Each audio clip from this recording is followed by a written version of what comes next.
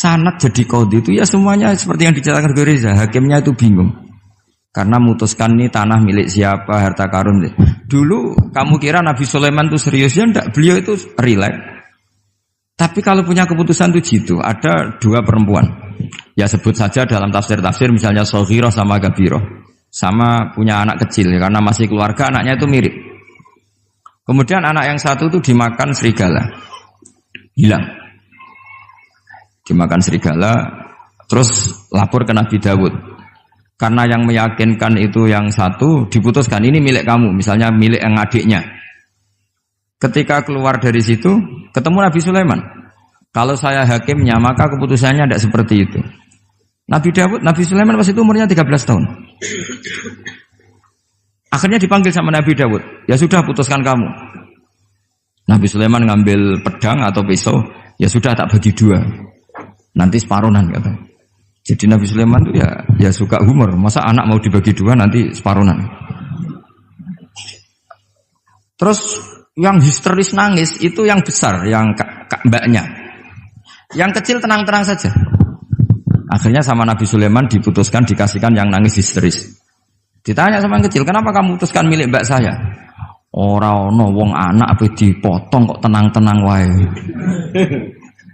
Jadi kelihatannya rileks, tapi dari basis ilmu yang luar biasa. Kalau kamu betul merasa sebagai itu anak kamu, pasti kamu histeris. Akhirnya dikasihkan yang besar. Jadi tidak semua nabi itu kalau memutuskan serius. Nabi Sulaiman itu rileks. Ya tapi tentu tidak kayak Gus Rizal, lebih benar gitu. Karena nabi itu lebih benar. Suatu saat ada lagi perempuan cantik itu diperkosa 4 tokoh. Jangan teruskan tokoh agama, nanti sensitif. Tokoh gitu saja. Memang tokoh ini, orang terpandang. Setelah hamil, si 4 orang tersangka ini bilang bahwa yang menghamil itu anjing. Karena zaman itu zaman yang mungkin diktatorial ya. Ya sudah diam gitu saja. Singkat cerita, dilaporkan ke Nabi Dawud. Bahwa ada peristiwa gini-gini, terduga adalah anjing. Nabi Dawud ya tenang saja, enggak ngerespon. Karena biasa ala wali kan tukang husnudzon. Nabi Dawud itu gayanya Nabi, gaya ala wali. Jadi gampang husnudzon. Kalau Nabi Sulaiman enggak. Jadi sistem reskrim itu harus matur nuwun sama Nabi Sulaiman. Orang 4 ini dipanggil. Manggilnya satu-satu. Kamu tahu kalau itu yang merkosa anjing? Ya, tahu saya. Anjingnya warnanya apa? Hitam. Sudah kamu keluar. Keluar tidak dipertemukan sama yang 3. Yang satu dipanggil lagi. Yang merkosa apa? Anjing. Warnanya apa? Merah. Dipisah lagi. Sampai akhirnya 4 orang itu jawabnya warnanya beda-beda. Mungkin ada kebiasaan, mungkin ada yang bilang pink, tapi nggak ada anjing pink. Akhirnya setelah semua dipertemukan bareng-bareng. Kamu tadi bilang apa? Hitam. Kamu tadi bilang apa? Merah. Kamu tadi bilang apa? Berarti padahal kamu semua bersaksi bersama bahwa orang itu Pratita tadi diperkosaan anjing. Tapi ternyata warnanya anjing beda. Terus akhirnya Nabi Sulaiman bilang, anjingnya ya kamu itu. Akhirnya mereka ngaku sebagai apa? Pemerkosa. Makanya dalam masalah Nabi Dawud dan Nabi Sulaiman itu Allah luar biasa mensifatinya. Nabi Dawud punya keramat, punya mukjizat. Kalau beliau baca tasbih, itu gunung dan burung-burung ikut baca apa? Tasbih. Semuanya ikut baca tasbih. Yusabbihna bil asyi wal isyraq wa tayra mahsyurah kulullahu awwab. Tapi orang tuh kalau suka wiridan biasanya intelijensinya itu agak gimana gitu. Enggak usah diterangkan nanti sensitif. Akhirnya Allah ngakui, fafahamnaha Sulaiman wa kullan ataina hukmau wa ilmu. Jadi kalau masalah ilmu detail itu fafahamnaha Sulaiman. Kecerdasan untuk bikin keputusan itu masih cerdas Nabi Sulaiman. Tapi kalau wiridannya itu bagus Nabi Dawud. Jadi makanya orang ini nggak sempurna ya. Ada yang suka wiridan, ada. Makanya saat tadi itu kaget Gus Im bilang ketua pondoknya di Istighori Gus Riza itu saya tenane gitu. Maksudnya itu saking adabnya muji masnya apa gimana saya itu sampai sekarang nggak paham itu. Tapi yang jelas yang diangkat tadi jangan GR kalau itu hasil istikharah. Karena saya tidak bisa yakin itu. Ya tidak bisa memaksa husnudzon. Nanti kalau di ruang dalam mau tanya istikharah betul apa enggak. Tapi yang jelas tadi Nah, kita ini alhamdulillah guru-guru kita itu wiridane yo jalan dan alhamdulillah santri-santri itu kalau kiainya wiridan ya bubar separuh itu bagus. Saya bukan mengajarkan tapi itu bagus. Kata di jagungan sama Gus Iim, pantangannya ahlul ilmi adalah tidak boleh melakukan ijabu malam yajib, mewajibkan sesuatu yang tidak wajib. Saya itu mondok sarang tuh lama sekali. Itu Mbah Mun yang imami, itu yang bubar ya separuh lebih. Mbah Mun ya senyum-senyum saja. Ketika ada kiai tanya, "Mbah, kok boten jenengan boten wajib no wiridan?" Ora oleh ijabu malam yajib, mewajibkan sesuatu yang tidak wajib. Nah, santri-santri tahu kalau itu tidak wajib. Wah, hilang. Oh iya, pimpinannya. Jadi konstitusinya ahlul ilm itu beda. Takhrimu malam yakhrum itu ya kriminal, ijabu malam yajib juga kriminal. Bahkan di Habib Abdullah bin Husain bin Thohir itu dikategorikan dosa besar. Makanya pondok-pondok ilm itu enggak berani wajibkan santrinya wiridan karena takut ijabu malam yajib. Akhirnya keterusan, bersolat langsung ngopi, bualenin. Kadang rokok orang dipatahin, bersolat salam langsung. Eling rokok ya. Jadi kita ini sengawur-ngawur kita karena sebagai ahlul ilm itu masih benar. Ngawur saja benar, apalagi pas benar. Karena memang sanad ya, saya ulang lagi. Sanad ahlul ilmi itu beda, khas. Sehingga kadang orang-orang yang di luaran sana, jangan bilang kubu sebelah, pokoknya di luaran sana, nanti jadi sensitif. Saya itu pernah ditanya satu pertanyaan sangat ekstrim. Ini karena ada paman saya, nanti tak mintakan jawab. Itu sangat sensitif. Yaitu orang-orang kota pernah tanya saya, "Pak Bahak, kenapa ada hadis mangqala la ilaha illallah dakhalal jannah wa in zana wa in sarqa?" Itu kan ekstrim. Kok kayak Islam itu membolehkan zina? Karena yang pernah zina pun asal melafadzkan la ilaha illallah pasti dakhalal jannah. Saya kebetulan pas itu ya kok pas pinter Gus Riza. Jadi ya bisa jawab. Terus saya bilang gini, justru saya bilang hadis itu menunjukkan satu kaidah ilmiah yang luar biasa, yaitu kebenaran yang absolut itu tidak boleh terganggu oleh perilaku sosial. Misalnya saya ditanya 1 tambah 1, pasti tak jawab 2. Lonte ya jawab 2, maling ya jawab 2, koruptor ya jawab 2. Karena kebenaran absolut itu tidak boleh diganggu oleh status sosial. Sehingga orang yang pernah zina pun melafatkan 1 tambah 1 2 ya sah. Yang ketua wali juga sah, wali biasa ya sah, setengah wali juga sah. Karena kebenaran absolut adalah kebenaran yang siapapun pasti mengatakan demikian. Yang ketangkap KPK ya bilang 1 tambah 1 2, KPK-nya bilang 1 tambah 1. Nah, eksistensi bahwa Allah sebagai Tuhan itu eksistensi yang absolut. Sehingga harus sah meskipun dikatakan orang yang pernah zina. Akhirnya saking keramatnya Gus, terus nganggep pulau guru nih. Terus ngaji sama saya. Sampai sekarang. Nah, saya berharap produk-produk Al-Makhrusiyah itu sampai seperti itu.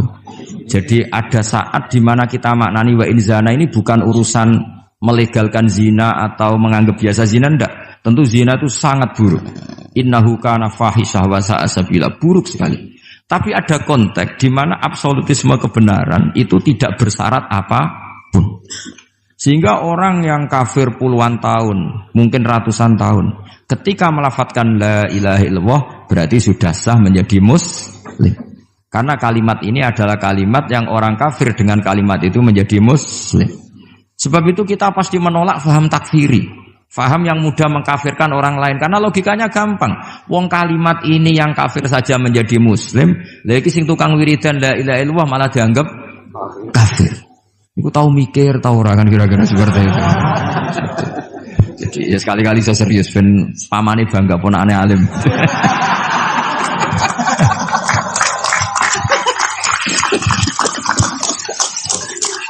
Jadi saya terpaksa ngetokno alim saya ben paman bangga gitu.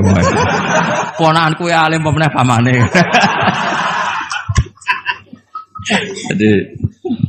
Jadi ini rileks ya. Jadi saya mohon sekali pemahaman hadis itu harus komprehensif, harus utuh. Sehingga zaman itu bukan sekedar kita. Abu Dzar itu sahabat yang khusyuk itu ya protes. Yang benar ya Rasulullah, masa wa in zana wa in saraq. Diulang lagi. Yang benar ya Rasulullah. Sampai Nabi mengatakan 3 kali. Lama-lama Nabi sampai agak keras nadanya. Ngendikan ala rohmi anfi Abi Dzarrin. Oh dasar wong grumbung kandhani ra ngandel gitu. Karena Abu Dzar itu orang khusyuk. Beliau tidak siap kalau orang yang pernah salah seperti itu kemudian tetap dakhalal jannah atau sah melafadzkan la ilaha illallah. Tapi dengan penjelasan ilmiah yang saya utarakan tadi, itu memang ini bukan masalah pelegalan zina atau nganggap zina biasa enggak, tapi masalah absolutisme kebenaran itu akan diakui oleh siapapun dan pihak manapun dan akan sah dari siapapun. Sehingga orang yang kafaratula umrih, dia kafir tula umrih, 80 tahun dia kafir. Kemudian pas mau mati melafadzkan la ilaha illallah Muhammadur Rasulullah, tetap sebagai berstatus mukmin. Qul lil ladzina kafaru iyantahu yughfar lahum ma qad salaf. Katakan kepada orang kafir sekali dia menghentikan kekafirannya dengan talaffuz di kalimat syahadah, maka otomatis menjadi muslim. Nah soal nanti masuk surga ya bisa kapan-kapan kan? Allah tidak bilang harus sekarang kan? Ya nunggu kita duluan kira-kira nak bejo itu. Tapi saya berkali-kali ngaji sudah orang Islam tuh yang senang. Kita ini sudah dikasih kunci surga, miftahul jannah la ilaha illallah. Kamu harusnya nggak bisa masuk neraka. Kamu nggak pegang kuncinya kok kamu mau masuk itu gimana? Tapi ada teman saya bilang neraka ora ono pintune Gus langsung mah. Lah kalau kamu pikiran gitu semoga ke situ saya bilang gitu. Jadi makanya kamu yang pede saja. Umumnya orang itu kunci itu rahasia. Ini sudah dikasih tahu sama Kanjeng Nabi, yaitu miftahul jannah la ilaha illallah. Sudah punya kuncinya. Alamatnya juga sudah jelas. Alamatnya itu ya sakho. Karena kalau as-sakhiyu qaribun minallah, qaribun minal jannah. Kalau sampean kepengin tahu alamat neraka, ya bakhil tadi. Itu qaribun minan nar. Jadi kalau kamu tanya alamat neraka di mana Gus? Kalau kamu medit, dikir, ya itu dekat-dekat situ. Itu neraka. Nah saya enggak di dekat-dekat situ, makanya saya enggak tahu neraka di mana saya tahu. Jadi saya mohon sekali, di balik saya sering guyon sama Gus Riza Gusim, kita ini membawa sanad yang berat. Karena di sini ada zuriatnya Kiai Makhrus, ada zuriatnya leluhur saya. Harus zuriatam ba'duha mim. Jangan sampai buyut-buyut kita yang sudah meninggal statusnya rubah karena ulah para cucunya. Kayak yang dialami tadi Yahuda bin Yakub bin Ishak bin Ibrahim. Nah kita tidak pernah tahu Yahuda itu apakah agama, apa marga. Itu masih jadi perdebatan. Karena kalau kamu kritik sebagai agama juga nanti repot karena ada ayat innalladzina amanu walladzina hadu wan nasara wassabiin. Terus man amana billahi wal yaumil akhir. Artinya ada ayat di mana orang-orang iman dan orang-orang hadu. Nah, kalau hadu ini kamu anggap satu faham agama nanti repot. Masa Yahudi kok disejajarkan innalladzina amanu walladzina hadu. Makanya ini jadi perdebatan para ahli tafsir. Makanya ada ahli tafsir maknanya innalladzina amanu walladzina hadu lan wong sing tau Yahudi. Ini balaghah bi'tibari makana. Pakai status dulu. Mau tidak mau secara bahasa memang seperti itu.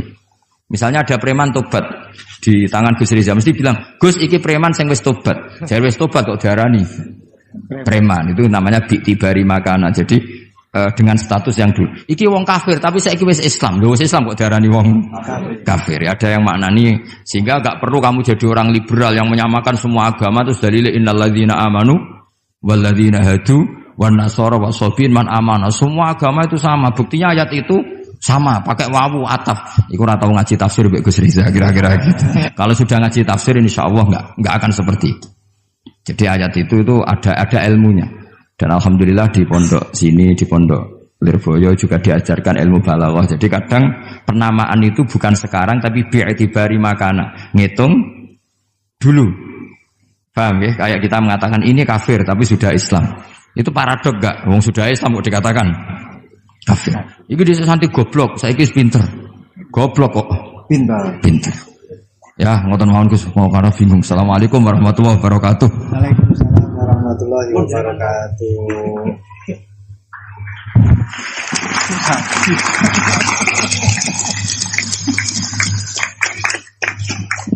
Matur suwun Dateng ponakan kawula ingkang kawula mulyakaken. Saya disuruh meneruskan oleh beliau. Saya nanti kalau meneruskan apa yang didawuhkan oleh beliau, khawatir terbukti apa yang beliau dawuhkan. Ketok ponakane pinter apa meneh pamane itu. Dan saya ikut kaidah beliau harus tawadhu. Jadi saya sebaiknya ya seperti tadi yang saya sampaikan, aku mundur alon-alon. Ada yang menarik dari beliau itu tadi terusan daripada ayat yang beliau sampaikan, walakin kana hanifan muslimau wa ma kana minal musyrikin. Ini yang kemudian menjadi jalan tengah antara perdebatan di antara apakah Ibrahim itu Yahudi ataupun Nasrani. Jawabannya adalah hanifan muslimau wa ma kana minal musyrikin. Ikut pada jalan yang lurus. Maka dari itu tadi pun juga beliau sudah memberikan arahan kepada kita, ikut pada jalan yang lurus, jalan yang telah diarahkan, yang telah diberikan oleh para sesepuh kita. Jadi sebenarnya ayat-ayat yang telah beliau sampaikan dan juga penafsirannya itu tadi sudah cukup. Kalian kalau mau mencari sesuatu, jawabannya itu ada di dalam Al-Quran semuanya. Dulu itu ada satu kisah yang disampaikan oleh Dr. Ali Toharoyan di dalam satu kitab tafsir Ayatul Ahkam yang beliau karang. Dr. Ali Toharoyan ini adalah salah satu guru besar di Al-Azhar. Beliau mengisahkan ada seorang yang fanatik sekali dengan Al-Quran. Itu memang sudah menjadi keharusan kita, fanatik terhadap Al-Quran. Tapi ini fanatiknya luar biasa. Seorang pembuat roti, beliau fanatiknya kepada Al-Quran ini luar biasa.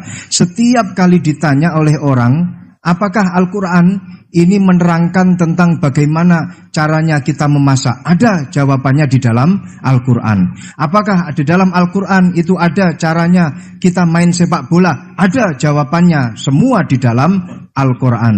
Ma faratna fil kitabi min syai'. Fassalnahu tafsila. Semuanya sudah dijelaskan oleh Allah. Allah di dalam Al-Quran menjelaskan semuanya secara rinci malahan. Suatu ketika orang ini ditanya oleh salah satu tamunya, Anda yang fanatik terhadap Al-Quran? Iya, saya fanatik dan kita wajib fanatik terhadap Al-Quran. Sekarang saya ingin tahu jawabannya. Dari satu pertanyaan, apakah Al-Quran itu menjelaskan bagaimana caranya membuat roti? Anda kan sebagai pembuat roti, Anda sebagai tukang roti. Saya ingin ayatnya apa di dalam Al-Quran, bagaimana caranya membuat roti. Si tukang roti ini secara refleks langsung menjawab, ada. Ayatnya apa? Fas'alu ahla dzikri in kuntum la ta'lamun. Kalau tidak tahu, tanyalah kepada yang tahu. Jadi kalian kalau tidak tahu, tanyalah kepada Gus Baha. Itu yang wajib menjawab pun juga sebenarnya Gus Baha. Wal afu minkum. Assalamualaikum warahmatullahi wabarakatuh. Sanad jadi qadhi itu ya semuanya seperti yang diceritakan Gus Reza. Hakimnya itu bingung. Karena memutuskan ini tanah milik siapa, harta karun. Dulu kamu kira Nabi Sulaiman itu serius, ya enggak, beliau itu rileks. Tapi kalau punya keputusan itu jitu. Ada dua perempuan, ya sebut saja dalam tafsir-tafsir misalnya Soghirah sama Gabiroh, sama punya anak kecil ya, karena masih keluarga anaknya itu mirip. Kemudian anak yang satu itu dimakan serigala, hilang. Dimakan serigala, terus lapor ke Nabi Dawud. Karena yang meyakinkan itu yang satu, diputuskan ini milik kamu, misalnya milik yang adiknya. Ketika keluar dari situ, ketemu Nabi Sulaiman. Kalau saya hakimnya, maka keputusannya tidak seperti itu. Nabi Sulaiman pas itu umurnya 13 tahun. Akhirnya dipanggil sama Nabi Dawud. Ya sudah, putuskan kamu. Nabi Sulaiman ngambil pedang atau pisau, ya sudah tak bagi dua. Nanti separuhan katanya. Jadi Nabi Sulaiman itu ya suka humor. Masa anak mau dibagi dua nanti separuhan. Terus yang histeris nangis itu yang besar, yang mbaknya. Yang kecil tenang-tenang saja. Akhirnya sama Nabi Sulaiman diputuskan dikasihkan yang nangis histeris. Ditanya sama yang kecil, kenapa kamu putuskan milik mbak saya? Ora ono wong anak apa dipotong kok tenang-tenang wae. Jadi kelihatannya rileks, tapi dari basis ilmu yang luar biasa. Kalau kamu betul merasa sebagai itu anak kamu, pasti kamu histeris. Akhirnya dikasihkan yang besar. Jadi tidak semua nabi itu kalau memutuskan serius, Nabi Sulaiman itu rileks. Ya tapi tentu tidak kayak Gus Rizal, lebih benar gitu kan. Nabi itu lebih benar. Suatu saat ada lagi perempuan cantik itu diperkosa 4 tokoh. Jangan teruskan tokoh agama, nanti sensitif. Tokoh gitu saja. Memang tokoh ini orang terpandang. Setelah hamil, si 4 orang tersangka ini bilang bahwa yang menghamil itu anjing. Karena zaman itu zaman yang mungkin diktatorial ya. Ya sudah diam gitu saja. Singkat cerita dilaporkan ke Nabi Dawud bahwa ada peristiwa gini-gini terduga adalah anjing. Nabi Dawud ya tenang saja, enggak ngerespon. Karena biasa ala wali kan tukang husnudzon. Nabi Dawud itu gayanya Nabi, gaya ala wali. Jadi gampang husnudzon. Kalau Nabi Sulaiman enggak. Jadi sistem reskrim itu harus matur nuwun sama Nabi Sulaiman. Orang 4 ini dipanggil. Manggilnya satu-satu. Kamu tahu kalau itu yang merkosa anjing? Ya, tahu saya. Anjingnya warnanya apa? Hitam. Sudah, kamu keluar. Keluar tidak dipertemukan sama yang 3. Yang 1 dipanggil lagi. Yang merkosa apa? Anjing. Warnanya apa? Merah. Dipisah lagi. Sampai akhirnya 4 orang itu jawabnya warnanya beda-beda. Mungkin ada kebiasaan, mungkin ada yang bilang pink, tapi nggak ada anjing pink. Akhirnya setelah semua dipertemukan bareng-bareng. Kamu tadi bilang apa? Hitam. Kamu tadi bilang apa? Merah. Kamu tadi bilang apa? Berarti padahal kamu semua bersaksi bersama bahwa orang itu Pratita tadi diperkosaan anjing. Tapi ternyata warnanya anjing beda. Terus akhirnya Nabi Sulaiman bilang, anjingnya ya kamu itu. Akhirnya mereka ngaku sebagai apa? Pemerkosa. Makanya dalam masalah Nabi Dawud dan Nabi Sulaiman itu Allah luar biasa mensifatinya. Nabi Dawud punya keramat, punya mukjizat. Kalau beliau baca tasbih, itu gunung dan burung-burung ikut baca apa? Tasbih. Semuanya ikut baca tasbih. Yusabbihna bil asyi wal isyraq wa tayra mahsyurah kulullahu awwab. Tapi orang tuh kalau suka wiridan biasanya intelijensinya itu agak gimana gitu. Enggak usah diterangkan nanti sensitif. Akhirnya Allah ngakui, fafahamnaha Sulaiman wa kullan ataina hukmau wa ilmu. Jadi kalau masalah ilmu detail itu fafahamnaha Sulaiman. Kecerdasan untuk bikin keputusan itu masih cerdas Nabi Sulaiman. Tapi kalau wiridannya itu bagus Nabi Dawud. Jadi makanya orang ini nggak sempurna ya. Ada yang suka wiridan, ada. Makanya saat tadi itu kaget Gus Im bilang ketua pondoknya di Istighori Gus Riza itu saya tenane gitu. Maksudnya itu saking adabnya muji masnya apa gimana saya itu sampai sekarang nggak paham itu. Tapi yang jelas yang diangkat tadi jangan GR kalau itu hasil istikharah. Karena saya tidak bisa yakin itu. Ya tidak bisa memaksa husnudzon. Nanti kalau di ruang dalam mau tanya istikharah betul apa enggak. Tapi yang jelas tadi. Nah, kita ini alhamdulillah guru-guru kita itu wiridannya ya jalan. Dan alhamdulillah santri-santri itu kalau kiainya wiridan ya bubar separuh itu bagus. Saya bukan mengajarkan tapi itu bagus. Kata di jagungan sama Gus Im, pantangannya ahlul ilmi adalah tidak boleh melakukan ijabu malam yajib, mewajibkan sesuatu yang tidak wajib. Saya itu mondok sarang tuh lama sekali. Itu Mbah Mun yang imami, itu yang bubar ya separuh lebih. Mbah Mun ya senyum-senyum saja. Ketika ada kiai tanya, "Mbah, kok boten jenengan wajib no wiridan?" Ora oleh ijabu malam yajib, mewajibkan sesuatu yang tidak wajib. Nah, santri-santri tahu kalau itu tidak wajib. Wah, hilang. Oh iya, pimpinannya. Jadi konstitusinya ahlul ilm itu beda. Takhrimu malam yakhrum itu ya kriminal, ijabu malam yajib juga kriminal. Bahkan di Habib Abdullah bin Husain bin Thohir itu dikategorikan dosa besar. Makanya pondok-pondok ilm itu enggak berani wajibkan santrinya wiridan karena takut ijabu malam yajib. Akhirnya keterusan, bersolat langsung ngopi, bualenin. Kadang rokok orang dipateni, bersolat salam langsung. Eling rokok ya. Jadi kita ini sengawur-ngawur kita karena sebagai ahlul ilm itu masih bener. Ngawur saja bener, apalagi pas bener. Karena memang sanad ya, saya ulang lagi.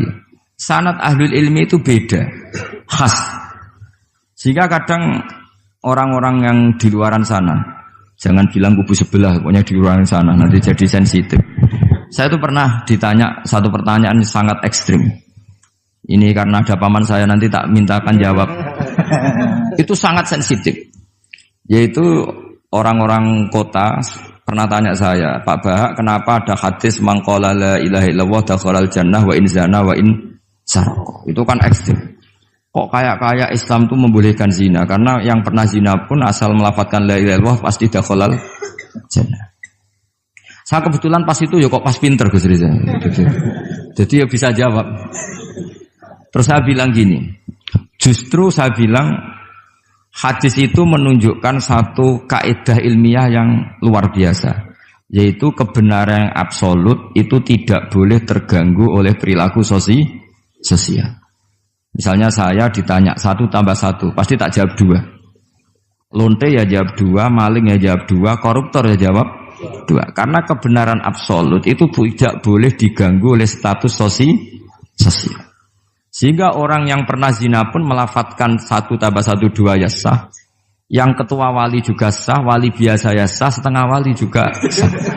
Karena kebenaran absolut adalah kebenaran yang siapapun pasti mengatakan demikian. Yang ketangkap KPK ya bilang 1 tambah 1 2, KPK-nya bilang 1 tambah 1. Nah, eksistensi bahwa Allah sebagai Tuhan itu eksistensi yang absolut. Sehingga harus sah meskipun dikatakan orang yang pernah zina. Akhirnya saking keramatnya Gus, terus nganggep pulau guru nih. Terus ngaji sama saya. Sampai sekarang. Nah, saya berharap produk-produk Al-Makhrusiyah itu sampai seperti itu. Jadi ada saat di mana kita maknani wa in zina ini bukan urusan melegalkan zina atau menganggap biasa zina, enggak. Tentu zina itu sangat buruk. Innahu kana fahisyah wa sa'a sabila, buruk sekali. Tapi ada konteks di mana absolutisme kebenaran itu tidak bersyarat apapun. Sehingga orang yang kafir puluhan tahun, mungkin ratusan tahun, ketika melafadzkan la ilaha illallah berarti sudah sah menjadi muslim. Karena kalimat ini adalah kalimat yang orang kafir dengan kalimat itu menjadi muslim. Sebab itu kita pasti menolak faham takfiri, faham yang mudah mengkafirkan orang lain. Karena logikanya gampang. Wong kalimat ini yang kafir saja menjadi muslim, lagi sing tukang wiridan la ilaha illallah malah dianggap kafir. Iku tahu mikir, tahu ora kan kira-kira seperti itu. Jadi ya sekali-kali saya serius ben pamane bangga ponakane alim.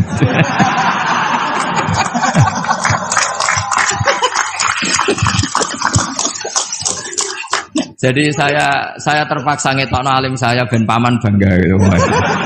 Ponakanku ya alim pemeneh pamane.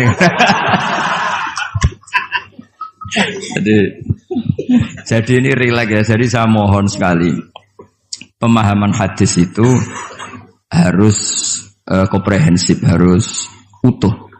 Sehingga zaman itu bukan sekedar kita. Abu Dzar itu sahabat yang khusyuk itu ya protes. Yang benar ya Rasulullah, masa wa in zana wa in saraq. Diulang lagi. Yang benar ya Rasulullah. Sampai Nabi mengatakan 3 kali. Lama-lama Nabi sampai agak keras nadanya. Ngendikan ala rohmi anfi Abi Dzarrin. Oh dasar wong grumbung kandhani ra ngandel gitu. Karena Abu Dzar itu orang khusyuk. Beliau tidak siap kalau orang yang pernah salah seperti itu kemudian tetap dakhalal jannah atau sah melafadzkan la ilaha illallah. Tapi dengan penjelasan ilmiah yang saya utarakan tadi, itu memang ini bukan masalah pelegalan zina atau nganggap zina biasa, enggak. Tapi masalah absolutisme kebenaran itu akan diakui oleh siapapun dan pihak manapun dan akan sah dari siapapun. Sehingga orang yang kafaratula umrih, dia kafir tula umrih, 80 tahun dia kafir. Kemudian pas mau mati melafadzkan la ilaha illallah Muhammadur Rasulullah, tetap sebagai berstatus mukmin. Qul lil ladzina kafaru iyantahu yughfar lahum ma qad salaf. Katakan kepada orang kafir sekali dia menghentikan kekafirannya, dengan talaffuz di kalimat syahadah maka otomatis menjadi muslim. Nah soal nanti masuk surga ya bisa kapan-kapan kan? Allah tidak bilang harus sekarang kan? Ya nunggu kita duluan kira-kira gitu. Nak bejo itu. Tapi saya berkali-kali ngaji sudah orang Islam tuh yang senang. Kita ini sudah dikasih kunci surga, miftahul jannah la ilaha illallah. Kamu harusnya nggak bisa masuk neraka. Kamu nggak pegang kuncinya kok. Kamu mau masuk itu gimana? Tapi ada teman saya bilang, neraka rano pintu nih, Gus langsung mah. Lah kalau kamu pikiran gitu, semoga ke situ saya bilang gitu. Jadi makanya kamu yang pede saja. Umumnya orang itu kunci itu rahasia. Ini sudah dikasih tahu sama Kanjeng Nabi, yaitu miftahul jannah la ilaha illallah. Sudah punya kuncinya. Alamatnya juga sudah jelas. Alamatnya itu ya sakho. Karena kalau as-sakhiyu qaribun minallah, qaribun minal jannah. Kalau sampean kepengin tahu alamat neraka, ya bakhil tadi. Itu qaribun minan nar. Jadi kalau kamu tanya alamat neraka di mana Gus? Kalau kamu medit, kikir, ya itu dekat-dekat situ. Itu neraka. Nah saya nggak di dekat-dekat situ, makanya saya nggak tahu neraka di mana saya tahu. Jadi saya mohon sekali, dibalik saya sering guyon sama Gus Riza Gusim, kita ini membawa sanad yang berat, karena di sini ada zuriatnya Kiai Makhrus, ada zuriatnya leluhur saya, harus zuriatam ba'duha mim. Jangan sampai buyut-buyut kita yang sudah meninggal statusnya rubah karena ulah para cucunya, kayak yang dialami tadi Yahuda bin Yakub bin Ishak bin Ibrahim. Nah kita tidak pernah tahu Yahuda itu apakah agama, apa marga, itu masih jadi perdebatan. Karena kalau kamu kritik sebagai agama juga nanti repot karena ada ayat innalladzina amanu walladzina hadu wan nasara was-sabiin. Terus man amana billahi wal yaumil akhir. Artinya ada ayat di mana orang-orang iman dan orang-orang hadu. Nah, kalau hadu ini kamu anggap satu faham agama nanti repot. Masa Yahudi kok disejajarkan innalladzina amanu walladzina hadu. Makanya ini jadi perdebatan para ahli tafsir. Makanya ada ahli tafsir maknanya innalladzina amanu walladzina hadu lan wong sing tahu Yahudi. Ini balaghah bi'tibari makana. Pakai status dulu. Mau tidak mau secara bahasa memang seperti itu. Misalnya ada preman tobat di tangan Gus Riza mesti bilang, "Gus iki preman sing wis tobat." Jare wis tobat kok diarani preman, itu namanya bi'tibari makana. Jadi dengan status yang dulu. Iki wong kafir tapi saiki wis Islam. Lho wis Islam kok diarani wong kafir. Ya, ada yang maknani sehingga enggak perlu kamu jadi orang liberal yang menyamakan semua agama terus dalil innalladzina amanu walladzina hadu wan nasara wasabiin man amana. Semua agama itu sama. Buktinya ayat itu sama, pakai wawu ataf. Iku ora tau ngaji tafsir Mbak Gus Riza kira-kira gitu. Kalau sudah ngaji tafsir insyaallah enggak akan seperti itu. Jadi ayat itu ada ilmunya. Dan alhamdulillah di pondok sini, di pondok Lirboyo juga diajarkan ilmu balaghah. Jadi kadang penamaan itu bukan sekarang tapi bi'tibari makana. Ngitung dulu. Paham ya? Kayak kita mengatakan ini kafir tapi sudah Islam. Itu paradok enggak? Wong sudah Islam kok dikatakan kafir. Iki dhisik santi goblok, saiki wis pinter. Goblok kok pinter. Ya, ngoten mawon Gus, mau karena bingung. Assalamualaikum warahmatullahi wabarakatuh. Waalaikumsalam warahmatullahi wabarakatuh.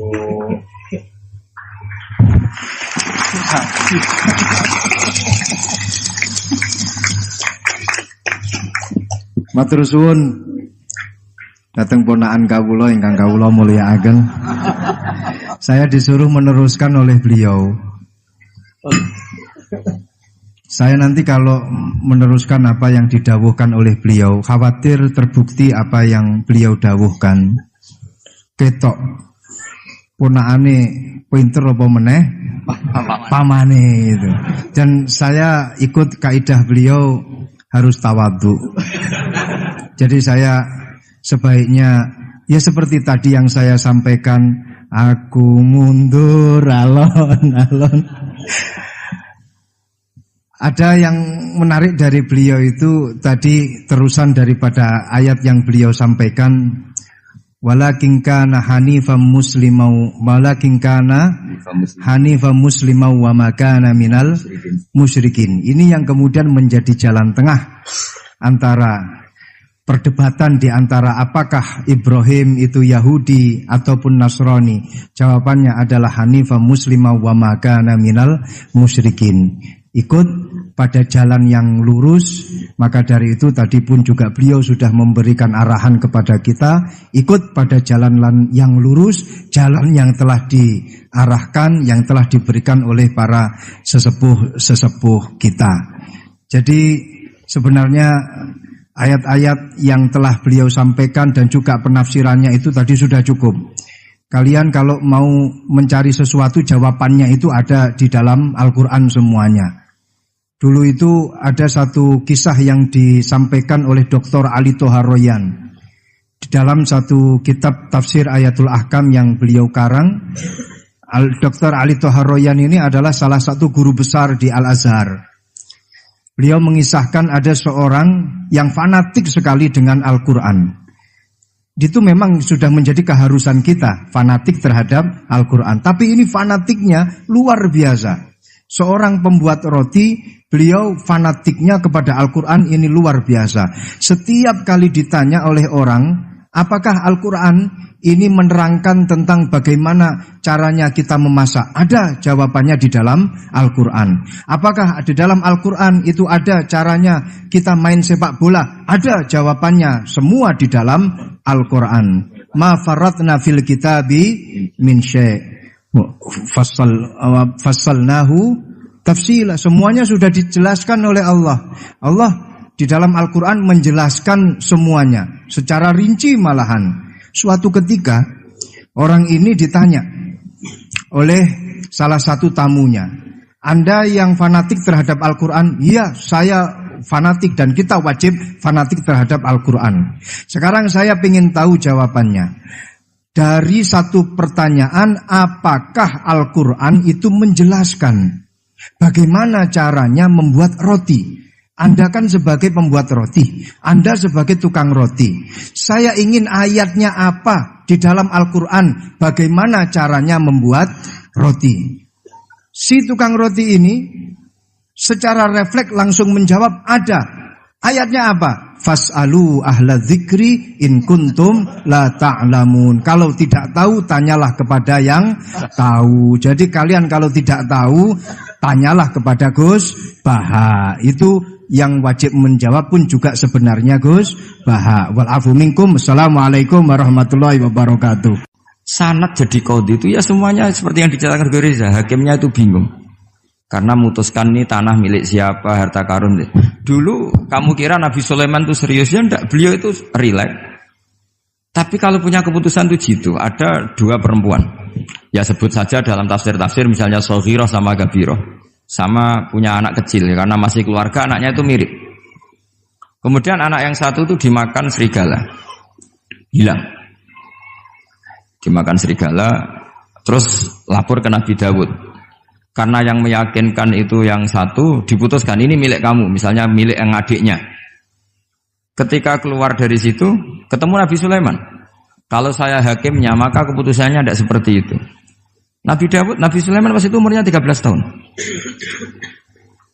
Akhirnya dipanggil sama Nabi Dawud. Ya sudah, putuskan kamu.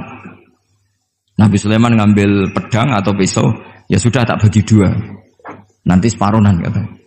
Jadi Nabi Sulaiman itu ya suka humor. Masa anak mau dibagi dua nanti separuhan. Terus yang histeris nangis itu yang besar, yang mbaknya. Yang kecil tenang-tenang saja. Akhirnya sama Nabi Sulaiman diputuskan dikasihkan yang nangis histeris. Ditanya sama yang kecil, kenapa kamu putuskan milik mbak saya? Ora ono wong anak apa dipotong kok tenang-tenang wae. Jadi kelihatannya rileks, tapi dari basis ilmu yang luar biasa. Kalau kamu betul merasa sebagai itu anak kamu, pasti kamu histeris. Akhirnya dikasihkan yang besar. Jadi tidak semua nabi itu kalau memutuskan serius. Nabi Sulaiman itu rileks. Ya tapi tentu tidak kayak Gus Rizal, lebih benar gitu. Karena nabi itu lebih benar. Suatu saat ada lagi perempuan cantik itu diperkosa 4 tokoh. Jangan teruskan tokoh agama, nanti sensitif. Tokoh gitu saja. Memang tokoh ini, orang terpandang. Setelah hamil, si 4 orang tersangka ini bilang bahwa yang menghamil itu anjing. Karena zaman itu zaman yang mungkin diktatorial ya. Ya sudah, diam gitu saja. Singkat cerita, dilaporkan ke Nabi Dawud bahwa ada peristiwa gini-gini, terduga adalah anjing. Nabi Dawud ya tenang saja, enggak ngerespon. Karena biasalah wali itu kan tukang husnudzon. Nabi Dawud itu gayanya Nabi, gaya ala wali, jadi gampang husnudzon. Kalau Nabi Sulaiman enggak. Jadi sistem reskrim itu harus matur nuwun sama Nabi Sulaiman. Orang 4 ini dipanggil. Manggilnya satu-satu. Kamu tahu kalau itu yang merkosa anjing? Ya, tahu saya. Anjingnya warnanya apa? Hitam ya. Sudah kamu keluar. Keluar tidak dipertemukan sama yang 3. Yang 1 dipanggil lagi. Yang merkosa apa? Anjing. Warnanya apa? Merah. Dipisah lagi. Sampai akhirnya 4 orang itu jawabnya warnanya beda-beda. Mungkin ada kebiasaan, mungkin ada yang bilang pink, tapi nggak ada anjing pink. Akhirnya setelah semua dipertemukan bareng-bareng. Kamu tadi bilang apa? Hitam. Kamu tadi bilang apa? Merah. Kamu tadi bilang apa? Berarti padahal kamu semua bersaksi bersama bahwa orang itu Pratita tadi diperkosaan anjing. Tapi ternyata warnanya anjing beda. Terus akhirnya Nabi Sulaiman bilang, anjingnya ya kamu itu. Akhirnya mereka ngaku sebagai apa? Pemerkosa. Makanya dalam masalah Nabi Dawud dan Nabi Sulaiman itu Allah luar biasa mensifatinya. Nabi Dawud punya keramat, punya mukjizat. Kalau beliau baca tasbih, itu gunung dan burung-burung ikut baca apa? Tasbih. Semuanya ikut baca tasbih. Yusabbihna bil asyi wal isyraq wa tayra mahsyurah kulullahu awwab. Tapi orang tuh kalau suka wiridan biasanya intelijensinya itu agak gimana gitu. Enggak usah diterangkan nanti sensitif. Akhirnya Allah ngakui, fafahamnaha Sulaiman wa kullan ataina hukmau wa ilmu. Jadi kalau masalah ilmu detail itu fafahamnaha Sulaiman. Kecerdasan untuk bikin keputusan itu masih cerdas Nabi Sulaiman. Tapi kalau wiridannya itu bagus Nabi Dawud. Jadi makanya orang ini nggak sempurna ya. Ada yang suka wiridan, ada. Makanya saat tadi itu kaget Gus Im bilang ketua pondoknya di Istighori Gus Riza itu saya tenane gitu. Maksudnya itu saking adabnya muji masnya apa gimana saya itu sampai sekarang nggak paham itu. Tapi yang jelas yang diangkat tadi jangan GR kalau itu hasil istikharah. Karena saya tidak bisa yakin itu. Ya tidak bisa memaksa husnudzon. Nanti kalau di ruang dalam mau tanya istikharah betul apa enggak. Tapi yang jelas tadi. Nah, kita ini alhamdulillah guru-guru kita itu wiridannya ya jalan. Dan alhamdulillah santri-santri kalau kiainya wiridan ya bubar separuh itu bagus. Saya bukan mengajarkan tapi itu bagus. Kata di jagungan sama Gus Iim, pantangannya ahlul ilmi adalah tidak boleh melakukan ijabu malam yajib, mewajibkan sesuatu yang tidak wajib. Saya itu mondok sarang tuh lama sekali. Itu Mbah Mun yang imami, itu yang bubar ya separuh lebih. Mbah Mun ya senyum-senyum saja. Ketika ada kiai tanya, Mbah kok boten jenengan boten wajib no wiridan? Ora oleh ijabu malam yajib, mewajibkan sesuatu yang tidak wajib. Nah, santri-santri tahu kalau itu tidak wajib. Wah, hilang. Oh iya, pimpinannya. Jadi konstitusinya ahlul ilm itu beda. Takhrimu malam yakhrum itu ya kriminal, ijabu malam yajib juga kriminal. Bahkan di Habib Abdullah bin Husain bin Thohir itu dikategorikan dosa besar.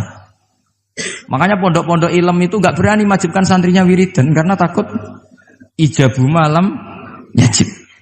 Akhirnya keterusan, bersolat langsung ngopi, bualenin. Kadang rokoknya orang dipatahin, bersolat salam langsung. Eling rokoknya. Jadi kita ini sengawur-ngawur kita karena sebagai ahlul ilm itu masih benar. Ngawur saja benar, apalagi pas benar. Karena memang sanad ya, saya ulang lagi. Sanad ahlul ilmi itu beda, khas. Sehingga kadang orang-orang yang di luaran sana, jangan bilang kubu sebelah, pokoknya di luaran sana, nanti jadi sensitif. Saya itu pernah ditanya satu pertanyaan sangat ekstrim. Ini karena ada paman saya nanti tak mintakan jawab. Itu sangat sensitif. Yaitu orang-orang kota pernah tanya saya, Pak Bahak, kenapa ada hadis mangqala la ilaha illallah dakhalal jannah wa in zana wa in sarqa. Itu kan ekstrim. Kok kayak Islam itu membolehkan zina? Karena yang pernah zina pun asal melafadzkan la ilaha illallah pasti dakhalal jannah. Saya kebetulan pas itu ya kok pas pinter Gus Riza. Jadi ya bisa jawab. Terus saya bilang gini, justru saya bilang Hadis itu menunjukkan satu kaidah ilmiah yang luar biasa, yaitu kebenaran yang absolut itu tidak boleh terganggu oleh perilaku sosial. Misalnya saya ditanya 1 tambah 1, pasti tak jawab 2. Lonte ya jawab 2, maling ya jawab 2, koruptor ya jawab 2. Karena kebenaran absolut itu tidak boleh diganggu oleh status sosial. Sehingga orang yang pernah zina pun melafatkan 1 tambah 1 2 ya sah. Yang ketua wali juga sah, wali biasa ya sah, setengah wali juga sah. Karena kebenaran absolut adalah kebenaran yang siapapun pasti mengatakan demikian. Yang ketangkap KPK ya bilang 1 tambah 1 2, KPK-nya bilang 1 tambah 1. Nah, eksistensi bahwa Allah sebagai Tuhan itu eksistensi yang absolut. Sehingga harus sah meskipun dikatakan orang yang pernah zina. Akhirnya saking keramatnya Gus, terus nganggep pulau guru nih, terus ngaji sama saya sampai sekarang. Nah saya berharap produk-produk al-makhrusiyah itu sampai seperti itu. Jadi ada saat di mana kita maknani wa in zina ini bukan urusan melegalkan zina atau menganggap biasa zina, enggak. Tentu zina itu sangat buruk.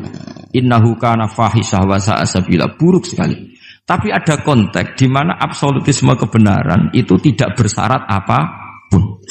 Sehingga orang yang kafir puluhan tahun, mungkin ratusan tahun, ketika melafadzkan la ilaha illallah berarti sudah sah menjadi muslim.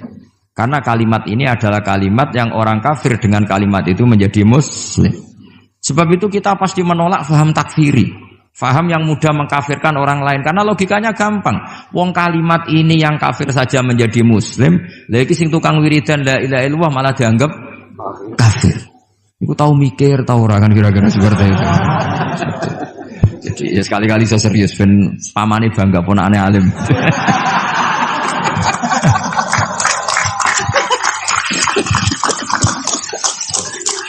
Jadi saya terpaksa ngetokno alim saya ben paman bangga gitu.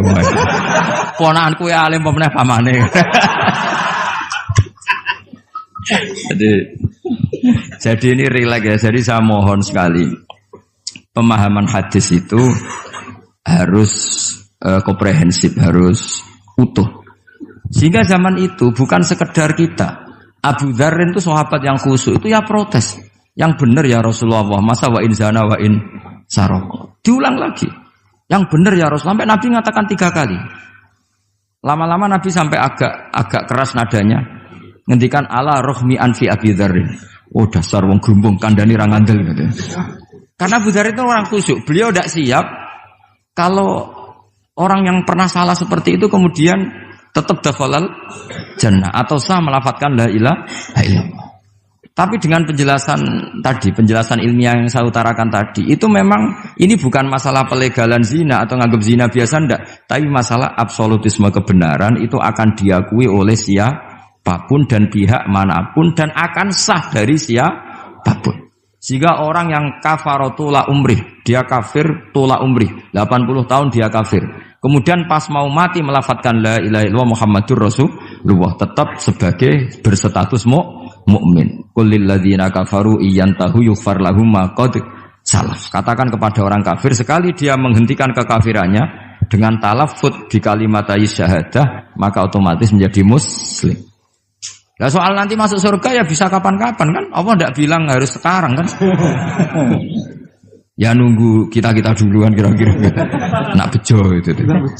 Tapi saya berkali-kali ngaji sudah orang Islam tuh yang senang. Kita ini sudah dikasih kunci surga, miftahul jannah la ilaha illallah. Kamu harusnya enggak bisa masuk neraka. Enggak pegang kuncinya kok kamu mau masuk itu gimana? Tapi ada teman saya bilang, "Neraka ora ono pintune, Gus, langsung wae." Lah kalau kamu pikiran gitu semoga ke situ kayak bilang gitu. Jadi makanya kamu yang pede saja. Umumnya orang itu kunci itu rahasia. Ini sudah dikasih tahu sama Kanjeng Nabi, yaitu miftahul jannah la ilaha illallah. Sudah punya kuncinya. Alamatnya juga sudah jelas. Alamatnya itu ya sakho. Karena kalau as-sakhiyu qaribun minallah, qaribun minal jannah. Kalau sampean kepengin tahu alamat neraka, ya bakhil tadi.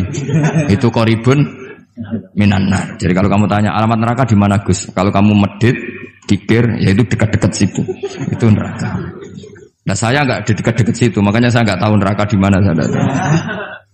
Jadi saya mohon sekali, di balik saya sering guyon sama Gus Riza Gus Im, kita ini membawa sanad yang berat. Karena di sini ada zuriatnya Kiai Makhrus, ada zuriatnya leluhur saya. Harus zuriatam ba'duha mim. Jangan sampai buyut-buyut kita yang sudah meninggal statusnya rubah karena ulah para cucunya. Kayak yang dialami tadi Yahuda bin Yakub bin Ishak bin Ibrahim. Nah kita tidak pernah tahu Yahuda itu apakah agama, apa marga. Itu masih jadi perdebatan.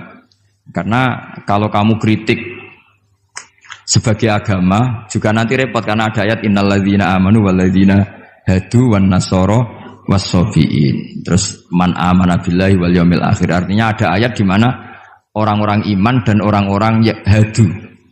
Nah, kalau hadu ini kamu anggap satu faham agama nanti repot. Masa Yahudi kok disejajarkan innalladzina amanu walladzina hadu. Makanya ini jadi perdebatan para ahli tafsir. Makanya ada ahli tafsir maknani innalladzina amanu walladzina hadu lan wong sing tau Yahudi. Ini balaghah bi'tibari makana. Pakai status dulu. Mau tidak mau secara bahasa memang seperti itu. Misalnya ada preman tobat di tangan Gus Riza mesti bilang, "Gus iki preman sing wis tobat." Jare wis tobat kok diarani preman. Itu namanya bi'tibari makana. Jadi dengan status yang dulu. Iki wong kafir tapi saiki wis Islam. Lho wis Islam kok diarani wong kafir. Ada yang maknani sehingga enggak perlu kamu jadi orang liberal yang menyamakan semua agama terus dalile innalladzina amanu walladzina hadu wan nasara wasabiin man amana. Semua agama itu sama. Buktinya ayat itu sama, pakai wawu ataf. Iku ora tau ngaji tafsir mbek Gus Riza kira-kira gitu. Kalau sudah ngaji tafsir insyaallah enggak akan seperti itu. Jadi ayat itu ada ilmunya. Dan alhamdulillah di pondok sini, di pondok Lirboyo juga diajarkan ilmu balaghah. Jadi kadang penamaan itu bukan sekarang tapi bi'tibari makana. Ngitung dulu. Paham ya? Kayak kita mengatakan ini kafir tapi sudah Islam. Itu paradok enggak? Wong sudah Islam kok dikatakan kafir. Iku dhisik santi goblok, saiki wis pinter. Goblok kok pinter. Ya, ngoten mawon Gus, mau karena bingung. Assalamualaikum warahmatullahi wabarakatuh. Waalaikumsalam warahmatullahi wabarakatuh.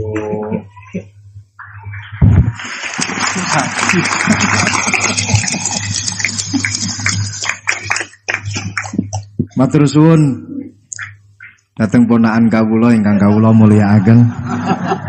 Saya disuruh meneruskan oleh beliau. Saya nanti kalau meneruskan apa yang didawuhkan oleh beliau, khawatir terbukti apa yang beliau dawuhkan. Ketok ponakane pinter apa meneh pamane itu. Dan saya ikut kaidah beliau harus tawadhu. Jadi saya sebaiknya ya seperti tadi yang saya sampaikan, aku mundur alon-alon. Ada yang menarik dari beliau itu tadi terusan daripada ayat yang beliau sampaikan, walakin kana hanifan muslimau wa ma kana minal musyrikin. Ini yang kemudian menjadi jalan tengah antara perdebatan di antara apakah Ibrahim itu Yahudi ataupun Nasrani. Jawabannya adalah hanifan muslimau wa ma kana minal musyrikin.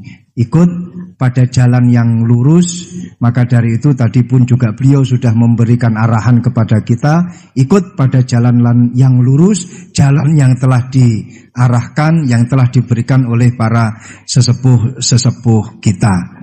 Jadi sebenarnya ayat-ayat yang telah beliau sampaikan dan juga penafsirannya itu tadi sudah cukup. Kalian kalau mau mencari sesuatu, jawabannya itu ada di dalam Al-Quran semuanya. Dulu itu ada satu kisah yang disampaikan oleh Dr. Ali Toharoyan. Di dalam satu kitab tafsir Ayatul Ahkam yang beliau karang, Dr. Ali Toharoyan ini adalah salah satu guru besar di Al-Azhar. Beliau mengisahkan ada seorang yang fanatik sekali dengan Al-Quran. Itu memang sudah menjadi keharusan kita, fanatik terhadap Al-Quran. Tapi ini fanatiknya luar biasa. Seorang pembuat roti, beliau fanatiknya kepada Al-Quran ini luar biasa. Setiap kali ditanya oleh orang, Apakah Al-Quran ini menerangkan tentang bagaimana caranya kita memasak? Ada jawabannya di dalam Al-Quran. Apakah di dalam Al-Quran itu ada caranya kita main sepak bola? Ada jawabannya, semua di dalam Al-Quran. Ma faratna fil kitabi min syai' fassalnahu tafsila. Semuanya sudah dijelaskan oleh Allah. Allah di dalam Al-Quran menjelaskan semuanya secara rinci malahan. Suatu ketika orang ini ditanya oleh salah satu tamunya, Anda yang fanatik terhadap Al-Quran? Iya, saya fanatik dan kita wajib fanatik terhadap Al-Quran. Sekarang saya ingin tahu jawabannya. Dari satu pertanyaan, apakah Al-Quran itu menjelaskan bagaimana caranya membuat roti? Anda kan sebagai pembuat roti, Anda sebagai tukang roti. Saya ingin ayatnya apa di dalam Al-Quran, bagaimana caranya membuat roti. Si tukang roti ini secara refleks langsung menjawab, ada. Ayatnya apa? Fas'alu ahla dzikri in kuntum la ta'lamun. Kalau tidak tahu, tanyalah kepada yang tahu. Jadi kalian kalau tidak tahu, tanyalah kepada Gus Baha. Itu yang wajib menjawab pun juga sebenarnya Gus Baha. Wal afu minkum. Assalamualaikum warahmatullahi wabarakatuh. Sanad jadi qadhi itu ya semuanya seperti yang diceritakan Reza. Hakimnya itu bingung. Karena memutuskan ini tanah milik siapa, harta karun. Dulu kamu kira Nabi Sulaiman itu serius, ya enggak, beliau itu rileks. Tapi kalau punya keputusan itu gitu, ada dua perempuan. Ya sebut saja dalam tafsir-tafsir misalnya Soghirah sama Gabiroh. Sama punya anak kecil, karena masih keluarga anaknya itu mirip. Kemudian anak yang satu itu dimakan serigala. Hilang. Dimakan serigala, terus lapor ke Nabi Dawud.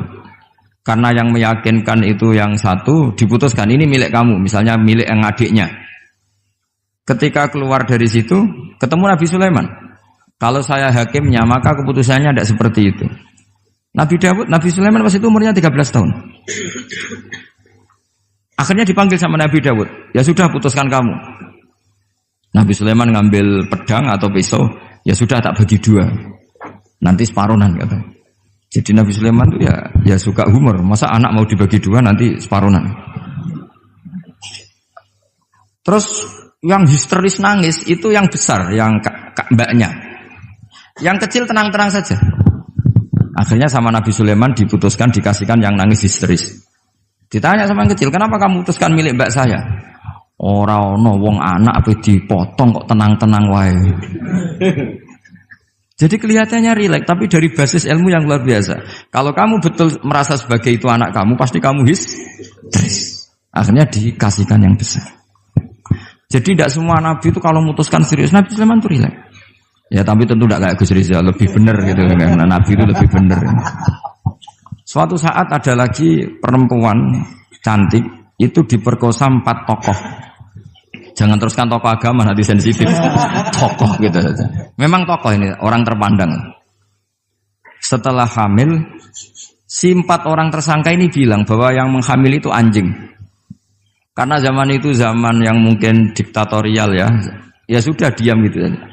Singkat cerita, dilaporkan ke Nabi Dawud bahwa ada peristiwa gini-gini, terduga adalah anjing. Nabi Dawud ya tenang saja, enggak ngerespon.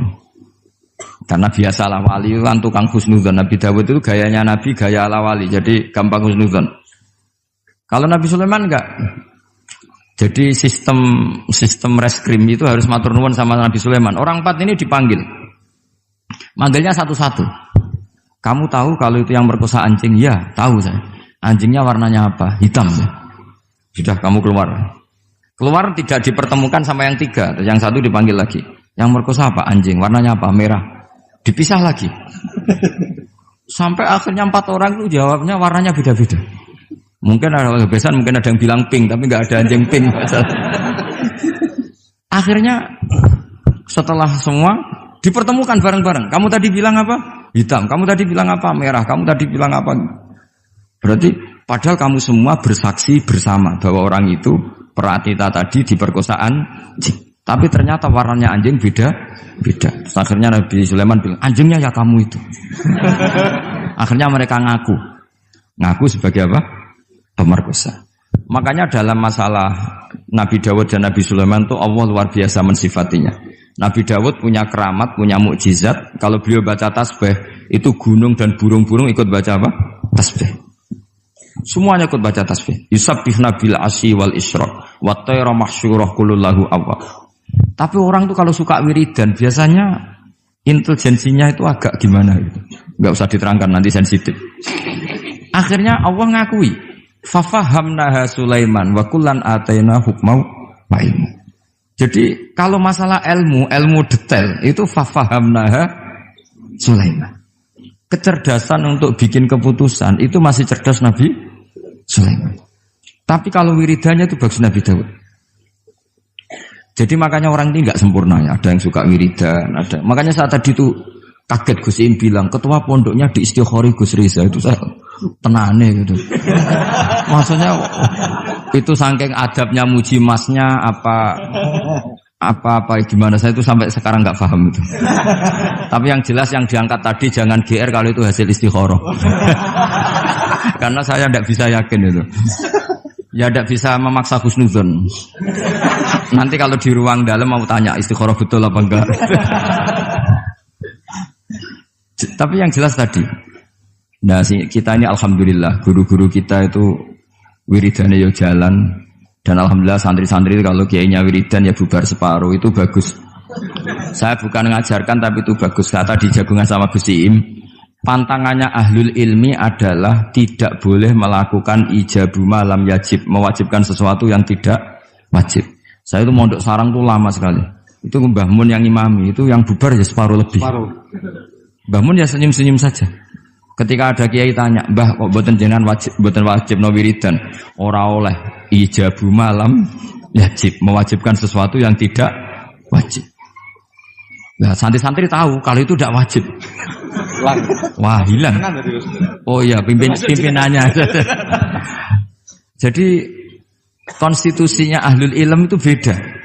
Tahrimu malam yakhrum itu ya kriminal, ijabu malam yajib juga kriminal. Bahkan di Habib Abdullah bin Husain bin Thohir itu dikategorikan dosa besar. Makanya pondok-pondok ilm itu enggak berani wajibkan santrinya wiridan karena takut ijabu malam yajib.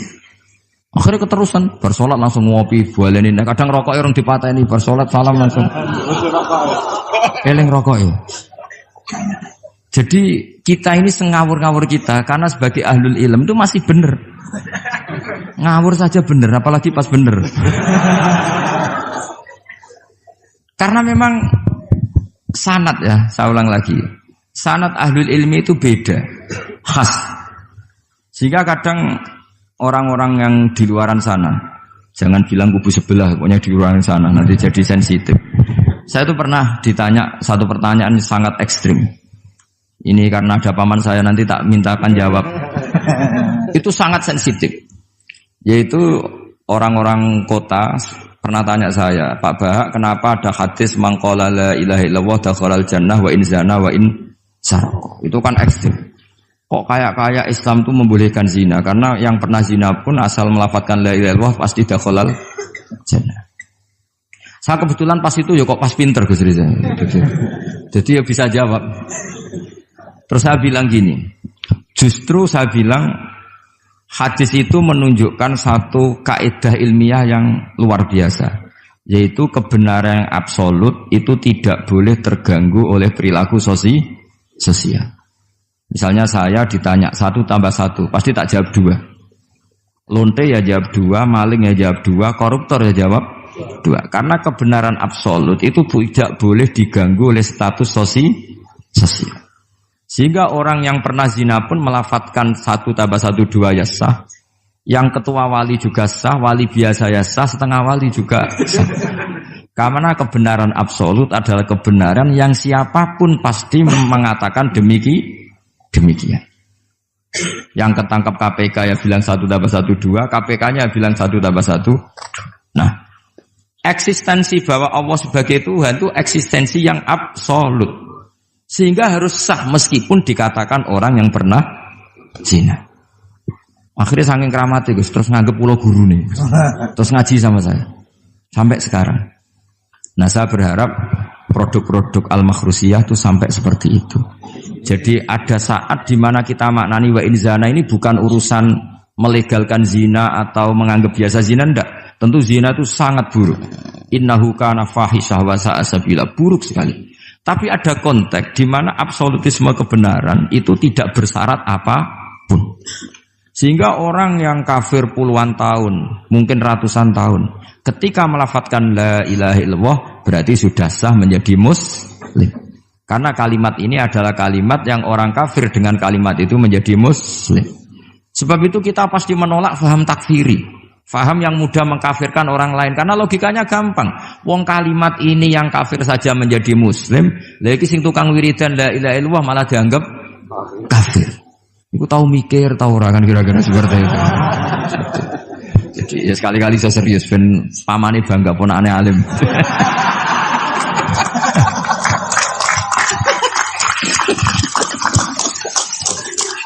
Jadi saya terpaksa ngetokno alim saya ben paman bangga gitu. Ponakanku ya alim pemeneh pamane. Jadi ini rileks ya. Jadi saya mohon sekali pemahaman hadis itu harus komprehensif, harus utuh. Sehingga zaman itu bukan sekedar kita. Abu Dzar itu sahabat yang khusyuk itu ya protes. Yang benar ya Rasulullah, masa wa in zana wa in sarok. Diulang lagi. Yang benar ya Rasulullah. Sampai Nabi mengatakan 3 kali. Lama-lama Nabi sampai agak keras nadanya. Ngendikan ala rohmi anfi Abi Dzarrin. Oh dasar wong grumbung kandhani ra ngandel gitu.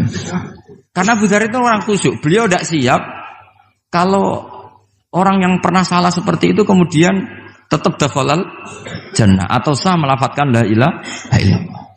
Tapi dengan penjelasan ilmiah yang saya utarakan tadi, itu memang ini bukan masalah pelegalan zina atau nganggap zina biasa, enggak. Tapi masalah absolutisme kebenaran itu akan diakui oleh siapapun dan pihak manapun dan akan sah dari siapapun. Sehingga orang yang kafar tula umrih, dia kafir tula umrih, 80 tahun dia kafir. Kemudian pas mau mati melafadzkan la ilaha illallah Muhammadur Rasulullah, tetap sebagai berstatus mukmin. Qul lil ladzina kafaru iyantahu yughfar lahum ma qad salaf. Katakan kepada orang kafir sekali dia menghentikan kekafirannya dengan talaffuz di kalimat syahadah, maka otomatis menjadi muslim. Nah soal nanti masuk surga ya bisa kapan-kapan kan? Allah tidak bilang harus sekarang kan? Ya nunggu kita duluan kira-kira. Nak bejo itu. Tapi saya berkali-kali ngaji sudah orang Islam tuh yang senang. Kita ini sudah dikasih kunci surga, miftahul jannah la ilaha illallah. Kamu harusnya nggak bisa masuk neraka. Kamu nggak pegang kuncinya, kok kamu mau masuk itu gimana? Tapi ada teman saya bilang, neraka ora ono pintune Gus, langsung wae. Lah kalau kamu pikiran gitu semoga ke situ saya bilang gitu. Jadi makanya kamu yang pede saja. Umumnya orang itu kunci itu rahasia. Ini sudah dikasih tahu sama Kanjeng Nabi, yaitu miftahul jannah la ilaha illallah. Sudah punya kuncinya. Alamatnya juga sudah jelas. Alamatnya itu ya sakho. Karena kalau as-sakhiyu qaribun minallah, qaribun minal jannah. Kalau sampean kepengin tahu alamat neraka, ya bakhil tadi. Itu qaribun minannar. Jadi kalau kamu tanya alamat neraka di mana Gus? Kalau kamu medit, pikir, ya itu dekat-dekat situ. Itu neraka. Nah saya nggak di dekat-dekat situ, makanya saya nggak tahu neraka di mana. Jadi saya mohon sekali, dibalik saya sering guyon sama Gus Riza Gus Siim, kita ini membawa sanad yang berat. Karena di sini ada zuriatnya Kiai Makhrus, ada zuriatnya leluhur saya. Harus zuriatam ba'duha mim. Jangan sampai buyut-buyut kita yang sudah meninggal statusnya rubah karena ulah para cucunya. Kayak yang dialami tadi Yahuda bin Yakub bin Ishak bin Ibrahim. Nah kita tidak pernah tahu Yahuda itu apakah agama, apa marga. Itu masih jadi perdebatan. Karena kalau kamu kritik sebagai agama juga nanti repot karena ada ayat innalladzina amanu walladzina hadu wan nasara wassabiin. Terus man amana billahi wal yaumil akhir. Artinya ada ayat di mana orang-orang iman dan orang-orang hadu. Nah, kalau hadu ini kamu anggap satu faham agama nanti repot. Masa Yahudi kok disejajarkan innalladzina amanu walladzina hadu. Makanya ini jadi perdebatan para ahli tafsir. Makanya ada ahli tafsir maknanya Innalladzina amanu walladzina hadu lan wong sing tau Yahudi. Ini balaghah bi tibari makana. Pakai status dulu. Mau tidak mau secara bahasa memang seperti itu. Misalnya ada preman tobat di tangan Gus Riza, mesti bilang, Gus iki preman sing wis tobat. Jare wis tobat kok diarani preman. Itu namanya bi tibari makana. Jadi dengan status yang dulu. Iki wong kafir tapi saiki wis Islam. Lho wis Islam kok diarani wong kafir. Ada yang maknani sehingga enggak perlu kamu jadi orang liberal yang menyamakan semua agama terus dalile innalladzina amanu walladzina hadu wan nasara wasabin man amana. Semua agama itu sama. Buktinya ayat itu sama, pakai wawu ataf. Iku ora tau ngaji tafsir Mbak Gus Riza kira-kira gitu. Kalau sudah ngaji tafsir insyaallah enggak akan seperti itu. Jadi ayat itu ada ilmunya. Dan alhamdulillah di pondok sini, di pondok Lirboyo juga diajarkan ilmu balaghah. Jadi kadang penamaan itu bukan sekarang tapi bi'tibari makana. Ngitung dulu. Paham ya? Kayak kita mengatakan ini kafir tapi sudah Islam. Itu paradok enggak? Wong sudah Islam kok dikatakan kafir. Iku dhisik santi goblok, saiki wis pinter. Goblok kok pinter. Ya, ngoten mawon Gus, mau karo bingung. Assalamualaikum warahmatullahi wabarakatuh. Waalaikumsalam warahmatullahi wabarakatuh.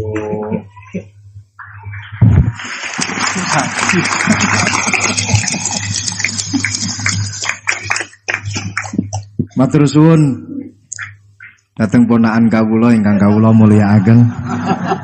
Saya disuruh meneruskan oleh beliau. Saya nanti kalau meneruskan apa yang didawuhkan oleh beliau, khawatir terbukti apa yang beliau dawuhkan. Ketok ponakane pinter apa meneh pamane itu. Dan saya ikut kaidah beliau harus tawadhu. Jadi saya sebaiknya ya seperti tadi yang saya sampaikan, aku mundur alon-alon.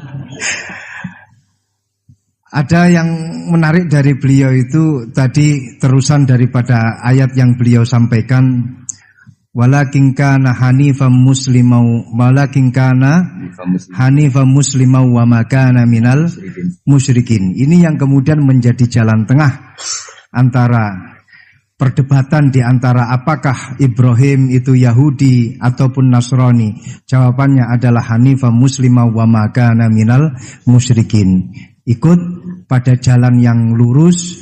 Maka dari itu tadi pun juga beliau sudah memberikan arahan kepada kita, ikut pada jalan yang lurus, jalan yang telah diarahkan, yang telah diberikan oleh para sesepuh kita.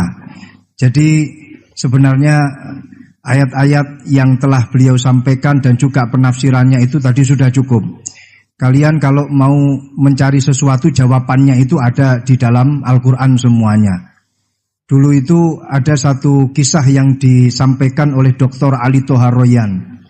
Di dalam satu kitab tafsir Ayatul Ahkam yang beliau karang, Dr. Ali Toharoyan ini adalah salah satu guru besar di Al-Azhar. Beliau mengisahkan ada seorang yang fanatik sekali dengan Al-Quran. Itu memang sudah menjadi keharusan kita, fanatik terhadap Al-Quran. Tapi ini fanatiknya luar biasa. Seorang pembuat roti, beliau fanatiknya kepada Al-Quran ini luar biasa. Setiap kali ditanya oleh orang, apakah Al-Quran ini menerangkan tentang bagaimana caranya kita memasak? Ada jawabannya di dalam Al-Quran. Apakah di dalam Al-Quran itu ada caranya kita main sepak bola? Ada jawabannya, semua di dalam Al-Quran.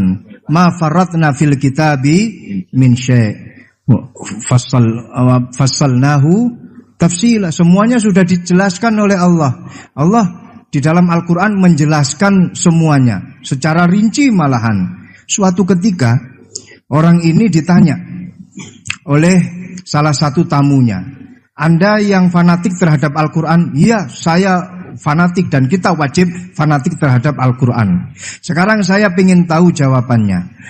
Dari satu pertanyaan, apakah Al-Quran itu menjelaskan bagaimana caranya membuat roti? Anda kan sebagai pembuat roti, Anda sebagai tukang roti. Saya ingin ayatnya apa di dalam Al-Quran, bagaimana caranya membuat roti. Si tukang roti ini secara refleks langsung menjawab, ada. Ayatnya apa? Fas'alu ahla dzikri in kuntum la ta'lamun. Kalau tidak tahu, tanyalah kepada yang tahu. Jadi kalian kalau tidak tahu, tanyalah kepada Gus Baha. Itu yang wajib menjawab pun juga sebenarnya Gus Baha. Wal afu minkum. Assalamualaikum warahmatullahi wabarakatuh. Sanad jadi qadhi itu ya semuanya seperti yang diceritakan Reza. Hakimnya itu bingung. Karena memutuskan ini tanah milik siapa, harta karun. Dulu kamu kira Nabi Sulaiman itu serius, ya enggak, beliau itu rileks. Tapi kalau punya keputusan itu gitu, ada dua perempuan. Ya sebut saja dalam tafsir-tafsir misalnya Soghirah sama Gabiroh. Sama punya anak kecil, karena masih keluarga anaknya itu mirip. Kemudian anak yang satu itu dimakan serigala. Hilang. Dimakan serigala, terus lapor ke Nabi Dawud. Karena yang meyakinkan itu yang satu diputuskan ini milik kamu, misalnya milik yang adiknya. Ketika keluar dari situ ketemu Nabi Sulaiman. Kalau saya hakimnya maka keputusannya tidak seperti itu. Nabi Sulaiman pas itu umurnya 13 tahun. Akhirnya dipanggil sama Nabi Dawud. Ya sudah putuskan kamu. Nabi Sulaiman ngambil pedang atau pisau. Ya sudah tak bagi dua. Nanti separuhan katanya. Jadi Nabi Sulaiman itu ya suka humor. Masa anak mau dibagi dua nanti separuhan. Terus yang histeris nangis itu yang besar, yang mbaknya. Yang kecil tenang-tenang saja. Akhirnya sama Nabi Sulaiman diputuskan dikasihkan yang nangis histeris. Ditanya sama yang kecil, kenapa kamu putuskan milik mbak saya? Ora ono wong anak apa dipotong kok tenang-tenang wae. Jadi kelihatannya rileks, tapi dari basis ilmu yang luar biasa.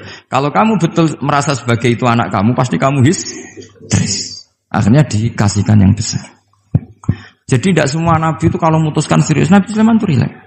Ya tapi tentu tidak kayak Gus Rizal, lebih benar gitu kan. Nabi itu lebih benar. Suatu saat ada lagi perempuan cantik itu diperkosa 4 tokoh. Jangan teruskan tokoh agama, nanti sensitif. Tokoh gitu saja. Memang tokoh ini, orang terpandang. Setelah hamil, si 4 orang tersangka ini bilang bahwa yang menghamil itu anjing. Karena zaman itu zaman yang mungkin diktatorial ya. Ya sudah diam gitu saja. Singkat cerita, dilaporkan ke Nabi Dawud. Bahwa ada peristiwa gini-gini, terduga adalah anjing. Nabi Dawud ya tenang saja, enggak ngerespon. Karena biasalah wali itu kan tukang husnudzon. Nabi Dawud itu gayanya Nabi, gaya ala wali. Jadi gampang husnudzon. Kalau Nabi Sulaiman enggak. Jadi sistem reskrim itu harus matur nuwun sama Nabi Sulaiman. Orang 4 ini dipanggil. Manggilnya satu-satu. Kamu tahu kalau itu yang merkosa anjing? Ya, tahu saya. Anjingnya warnanya apa? Hitam ya. Sudah kamu keluar. Keluar tidak dipertemukan sama yang 3. Yang satu dipanggil lagi. Yang merkosa apa? Anjing. Warnanya apa? Merah. Dipisah lagi. Sampai akhirnya 4 orang itu jawabnya warnanya beda-beda. Mungkin ada kebiasaan, mungkin ada yang bilang pink, tapi nggak ada anjing pink. Akhirnya setelah semua dipertemukan bareng-bareng. Kamu tadi bilang apa? Hitam. Kamu tadi bilang apa? Merah. Kamu tadi bilang apa? Berarti padahal kamu semua bersaksi bersama bahwa orang itu Pratita tadi diperkosaan anjing. Tapi ternyata warnanya anjing beda. Terus akhirnya Nabi Sulaiman bilang, anjingnya ya kamu itu. Akhirnya mereka ngaku sebagai apa? Pemerkosa. Makanya dalam masalah Nabi Dawud dan Nabi Sulaiman itu Allah luar biasa mensifatinya. Nabi Dawud punya keramat, punya mukjizat. Kalau beliau baca tasbih, itu gunung dan burung-burung ikut baca apa? Tasbih. Semuanya ikut baca tasbih. Yusabbihna bil asyi wal isyraq wa tayra mahsyurah kulullahu awwab. Tapi orang tuh kalau suka wiridan biasanya intelijensinya itu agak gimana gitu. Enggak usah diterangkan nanti sensitif. Akhirnya Allah ngakui, fafahamnaha Sulaiman wa kullan ataina hukmau wa ilmu. Jadi kalau masalah ilmu detail itu fafahamnaha Sulaiman. Kecerdasan untuk bikin keputusan itu masih cerdas Nabi Sulaiman. Tapi kalau wiridannya itu bagus Nabi Dawud. Jadi makanya orang ini nggak sempurna ya. Ada yang suka wiridan, ada. Makanya saat tadi itu kaget Gus Im bilang ketua pondoknya di Istighori Gus Riza itu saya tenane gitu. Maksudnya itu saking adabnya muji masnya apa apa gimana, saya itu sampai sekarang nggak paham itu. Tapi yang jelas yang diangkat tadi jangan GR kalau itu hasil istikharah. Karena saya tidak bisa yakin itu. Ya tidak bisa memaksa husnudzon. Nanti kalau di ruang dalam mau tanya istikharah betul apa enggak. Tapi yang jelas tadi. Nah, kita ini alhamdulillah guru-guru kita itu wiridane yo jalan. Dan alhamdulillah santri-santri kalau kiainya wiridan ya bubar separuh, itu bagus. Saya bukan mengajarkan tapi itu bagus. Kata di Jagungan sama Gus Iim, pantangannya ahlul ilmi adalah tidak boleh melakukan ijabu malam yajib, mewajibkan sesuatu yang tidak wajib. Saya itu mondok sarang tuh lama sekali. Itu Mbah Mun yang imami, itu yang bubar ya separuh lebih. Mbah Mun ya senyum-senyum saja. Ketika ada kiai tanya, "Mbah, kok mboten jenengan mboten wajib no wiridan?" Ora oleh ijabu malam yajib, mewajibkan sesuatu yang tidak wajib. Nah, santri-santri tahu kalau itu tidak wajib. Wah, hilang. Oh iya, pimpinannya. Jadi konstitusinya ahlul ilm itu beda. Tahrimu malam yakhrum itu ya kriminal, ijabu malam yajib juga kriminal. Bahkan di Habib Abdullah bin Husain bin Thohir itu dikategorikan dosa besar. Makanya pondok-pondok ilm itu nggak berani wajibkan santrinya wiridan karena takut ijabu malam yajib. Akhirnya keterusan, bersolat langsung ngopi, bualenin. Kadang rokok orang dipatahin, bersolat salam langsung. Eling rokok ya. Jadi kita ini sengawur-ngawur kita karena sebagai ahlul ilm itu masih benar. Ngawur saja benar, apalagi pas benar. Karena memang sanad ya, saya ulang lagi. Sanad ahlul ilmi itu beda, khas. Sehingga kadang orang-orang yang di luaran sana, jangan bilang kubu sebelah, pokoknya di luaran sana, nanti jadi sensitif. Saya itu pernah ditanya satu pertanyaan sangat ekstrim. Ini karena ada paman saya, nanti tak mintakan jawab. Itu sangat sensitif. Yaitu orang-orang kota pernah tanya saya, "Pak Bahak, kenapa ada hadis mangqala la ilaha illallah dakhalal jannah wa in zana wa in sarqa?" Itu kan ekstrim. Kok kayak Islam itu membolehkan zina? Karena yang pernah zina pun asal melafadzkan la ilaha illallah pasti dakhalal jannah. Saya kebetulan pas itu ya kok pas pinter Gus Riza. Jadi ya bisa jawab. Terus saya bilang gini, justru saya bilang hadis itu menunjukkan satu kaidah ilmiah yang luar biasa, yaitu kebenaran yang absolut itu tidak boleh terganggu oleh perilaku sosial. Misalnya saya ditanya 1 tambah 1, pasti tak jawab 2. Lonte ya jawab 2, maling ya jawab 2, koruptor ya jawab 2. Karena kebenaran absolut itu tidak boleh diganggu oleh status sosial. Sehingga orang yang pernah zina pun melafatkan 1 tambah 1 2 ya sah. Yang ketua wali juga sah, wali biasa ya sah, setengah wali juga sah. Karena kebenaran absolut adalah kebenaran yang siapapun pasti mengatakan demikian. Yang ketangkap KPK ya bilang 1 tambah 1 2, KPK-nya bilang 1 tambah 1. Nah, eksistensi bahwa Allah sebagai Tuhan itu eksistensi yang absolut. Sehingga harus sah meskipun dikatakan orang yang pernah zina. Akhirnya saking keramatnya Gus, terus nganggep pulau guru nih, terus ngaji sama saya sampai sekarang. Nah, saya berharap produk-produk al-makhrusiyah itu sampai seperti itu. Jadi ada saat di mana kita maknani wa in zina ini bukan urusan melegalkan zina atau menganggap biasa zina, enggak. Tentu zina itu sangat buruk. Innahu kana fahisyah wa sa'a sabila, buruk sekali. Tapi ada konteks di mana absolutisme kebenaran itu tidak bersyarat apapun. Sehingga orang yang kafir puluhan tahun, mungkin ratusan tahun, ketika melafadzkan la ilaha illallah berarti sudah sah menjadi muslim. Karena kalimat ini adalah kalimat yang orang kafir dengan kalimat itu menjadi muslim. Sebab itu kita pasti menolak faham takfiri. Faham yang mudah mengkafirkan orang lain. Karena logikanya gampang. Wong kalimat ini yang kafir saja menjadi muslim. Lagi sing tukang wiridan la ilaha illallah malah dianggap kafir. Iku tahu mikir, tahu orang kan kira-kira seperti itu. Jadi ya sekali-kali saya serius. Ben pamane bangga pun aneh alim.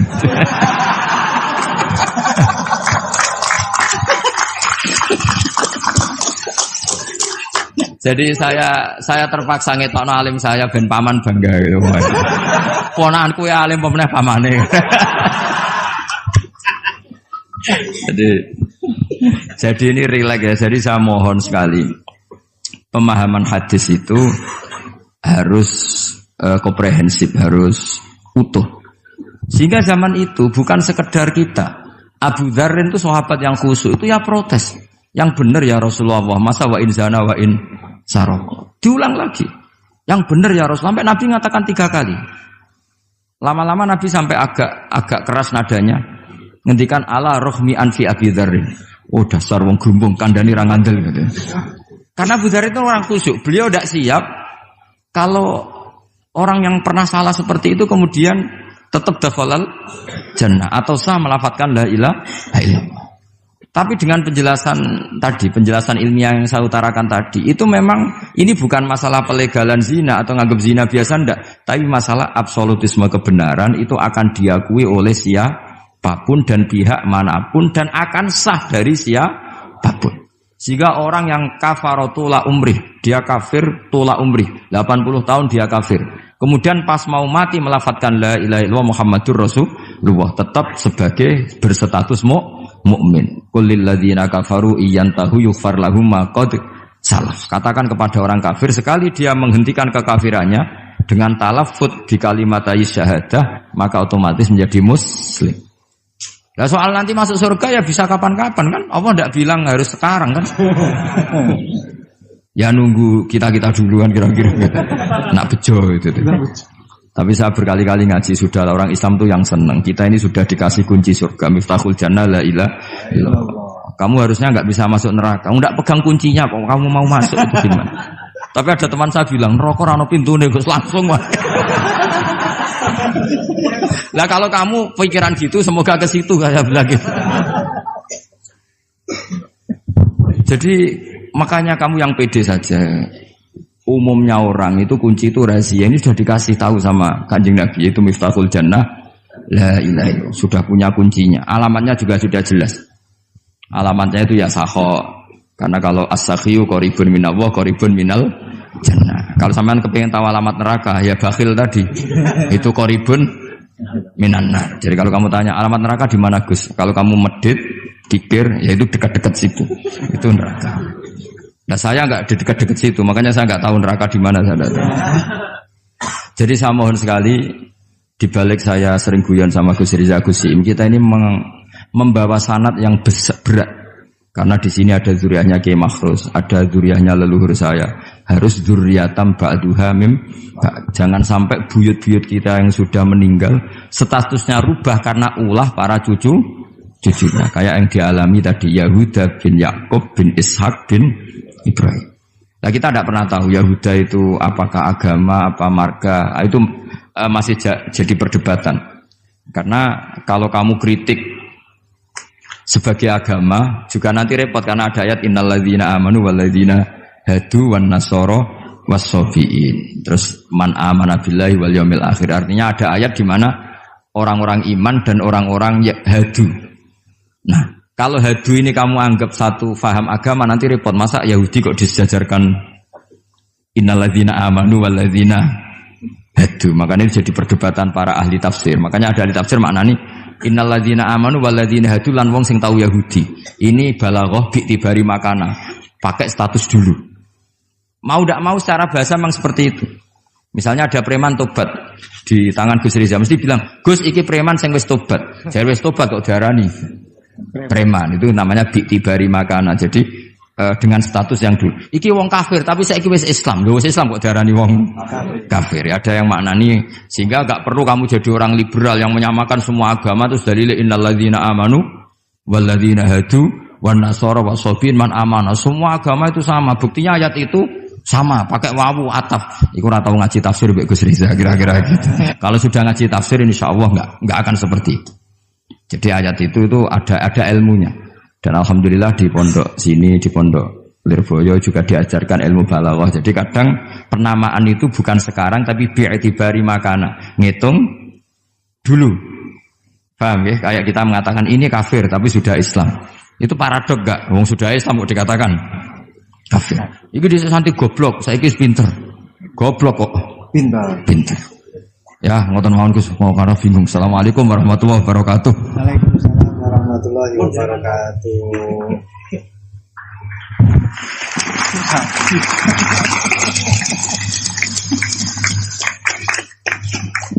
Matur suwun dateng ponakan kawula ingkang kawula mulyakaken. Saya disuruh meneruskan oleh beliau. Saya nanti kalau meneruskan apa yang didawuhkan oleh beliau, khawatir terbukti apa yang beliau dawuhkan. Ketok ponakane pinter apa meneh pamane itu. Dan saya ikut kaidah beliau harus tawadhu. Jadi saya sebaiknya ya seperti tadi yang saya sampaikan, aku mundur alon-alon. Ada yang menarik dari beliau itu tadi terusan daripada ayat yang beliau sampaikan, walakin kana hanifan muslimau wa ma kana minal musyrikin. Ini yang kemudian menjadi jalan tengah antara perdebatan di antara apakah Ibrahim itu Yahudi ataupun Nasrani.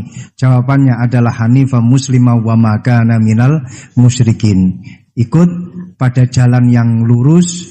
Maka dari itu tadi pun juga beliau sudah memberikan arahan kepada kita, ikut pada jalan yang lurus, jalan yang telah diarahkan, yang telah diberikan oleh para sesepuh kita. Jadi sebenarnya ayat-ayat yang telah. Assalamualaikum warahmatullahi wabarakatuh. Bismillahirrahmanirrahim. Nahmaduka ya ghafuru ya syakuru. Mashalli wa sallim barik ala sayyidina maulana Muhammadin wa ala alihi wa sahbihi asma'in nama ba'du. Kaya apa apike Allah? Ngrasani ya dosa. Wis jelas ngrasani dosa. Tapi itu cara Allah mengadili wong sing tau dosa. Misale nyon sewu wong nakal. Baru kae dadi rasanan, iku nakal terhenti. Nyon sewu misale copet utawa wong nakal lonte. Baru kae kena sanksi sosial. Ini kan lah umpama wong terus gak ngrasani kabeh. Meneng kabeh. Kemaksiatan nak malah aman kabeh. Mergo ora ana lahum fid dunya khizyun. Khizyun yo baru kaya wong ngrasani. Ah mulane kowe jogeman bakas Allah. Allah iku gawe medhit yo ana gunane, gawe ngrasani yo ana.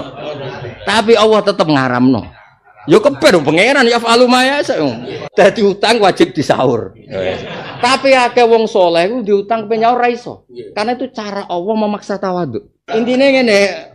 Ya medeni wong saleh-saleh ngene iki nak terus ra diutang mlebu neh lho. Dong. Dipaksa ra iso-iso nyaur ben tawadhuke jalan. Bismillahirrahmanirrahim. Tabarakalladzi biyadihil mulku wa huwa ala kulli syai'in qadir.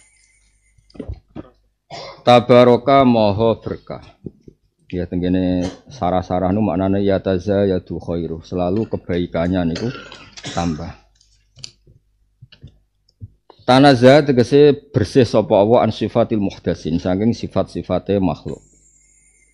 Tabaraka berkah sapa alladzat biyaki kang iku ing dalem kendaline ladi tasarrufihi tegese ing dalem tasarrufil ladi apa al mulku biyadihi al mulku te kerajaan ai sultanu tegese kerajaan wal qudratu lan kekuasaan. Wa huwa ala kulli syai'in qadir. Alladzi rupane dat khalaqa kang gawe sapa ladi al mauta ing kematian. Misale fid dunya ing dalam dunya wal hayata lan gawe kehidupan. Misale fil akhirati ing dalam akhirat. Ahuma utawa te maut lan hayat ku fid dunya ing dalam dunya. Misale fanut fatu mongko te mani ku tak rutu dadi anyar teko lah kedinut al hayatu kehidupan. Wa ya te kang aran hayat ku ma perkara bi kang kelawan mak iksasute dadi rasa. Wal mautu te sing aran kematian di dua waliane hayat au adam wa utawa anane hayat. Kaulani efijabil istifham kaulani utai ana pendapat loro. Wal khalqu utai lafat khalaqal maut wal hayat alasani ing atase pendapat sing kaping pindho iku bi makna takdiri kelan nganggo makna gawe aturan, gawe desain aturan. Artinya ngene, ketika mautun maknane adamun, sesuatu yang adamun kan tidak menjadi makhluk, berarti qaddarul hayat wal maut. Allah gawe urip gawe mati liap luas wae nguji sapa Allah kok sira kabeh. Iki contoh paling gampang kula sering didhawuhi Bapak. Niki contoh paling gampang. Kowe nak dadi kiai, mungkin dhisik ya tau diutang kancamu, ya tau sekolah rapati munggah. Ternyata iku barokah. Barokah kaya tidak yang terbaik. Kowe nak dadi kiai di empati. Nek ana cah beling lho kaya aku. Mergo rai-rai ujub kaya kowe kok masa lalune apik, kabeh wong mbok goblok-goblokno. Soleh pas-pasan ini iki ora tau kecoba wong wedok. Wah, khawarit kabeh. Angger wong mbok kafir, mbok salahno. Barokah kecoba ngene iki lungsep kabeh. Dadi kabeh sing dikersakno Allah tabaraka wis dinikmati ae. Hafid kok ditakdir ra butuh duwe sing ora hafid, ya ku mau luhur ahluwah. Delalah hafid butuh duwe ora hafid, akhirnya berakhlak. Mubalek ulama warasatul anbiya, jebule dikei dhuwit wong sing ora warasatul anbiya. Ya akhirnya berakhlak. Lan dewe bapak ucek eling kula dewe bapak Gus Hafif seksine. Hak anak wong mlete iku aja mbok ulang hikam to mbok nasihati. Dongakno wae diutang. Engko ora di akhlak dhewe. Wong mlete ora di masalah, mbok ulang hikam ra manti, mbok ulang ikhya ra manti. Te ketemu sing ngutangi. Kok ketemu babon sing disenengi. Lempok. Cek pengalaman. Ora tunduk ya, lempok. Lempok. Iku ya liablu aku. Terus gue nguji ayukum ahsana. Maksudnya eling terus Mas BMC, tapi kok ngono-ngono tok. Lah iku ayukum ahsanu. Berarti nak eling tok terus gak ono reaksi ku ahsanu amala. Tapi nak ono reaksi yo aswau. Ya iku diatur-atur dhewe lah. Sausé dicoba di akibat ahsan apa? Aswa. Ya dadi pangeran kabeh kersane. Iki tungokno mau balik neh waman wal ayatul kubra. Nabi kan umate akeh, rata-rata diutang. Nak jare kodiyat niki mboten kula sing ngomong jare kodiyat. Nabi ku cara kasarane dikorbanno pangeran. Mergo ngadepi culun-culun ngene iki jare. Artinya wong soleh iku ya ora apa-apa diutang. Kutang ya ora ganggu wong soleh. Nyatane Nabi diutang nganti wafat, yaiku wadiru marhuna. Nabi wae kapundhut, iku cara lahir ya lara ya. Sebagian riwayat disebut koyok dibacok pedang ping 70. Padahal adna auliyai, wali paling ndek ning umat Nabi do biasa mati koyok turu. Tapi ngono iku rak gak ngancani wong akeh. Umum wong akeh kan ya sing ngene iki sak mati ku ngrepoti wong akeh. Bener mek mungkar nakir dianjuti mergo mati lara sik ngrepoti wong akeh donya entek terus mati. Iku kan yo repot kabeh. Iku nyuwun sewu, Nabi ku badhe kapundhut nyuwun sewu ya lara kabeh. Mergo baturi umate sing kira-kira ya akeh sing lara. Bahkan ning semua riwayat ini tidak sepihak. Aku golekno sumur pitu sing beda-beda. Ahriku aliyya min abarin satta dituruti. Wis kok wong Jawa, wong nak panas, nak repot ya dikopoh. Cara wong Jawa dikompres dikopoh cara bahasa Jawa. Jadi padahal beliau itu Sayyidul Awalin, kalau minta itu enggak ngalami itu semua. Kalau minta yo Nabi banget pirsane enak umat seperti go bal-balan bojone. Yo Nabi yo ngalami di embargo Aisyah, di embargo Hafsah. Buareng puane juga gak mbek Maria pisan tok.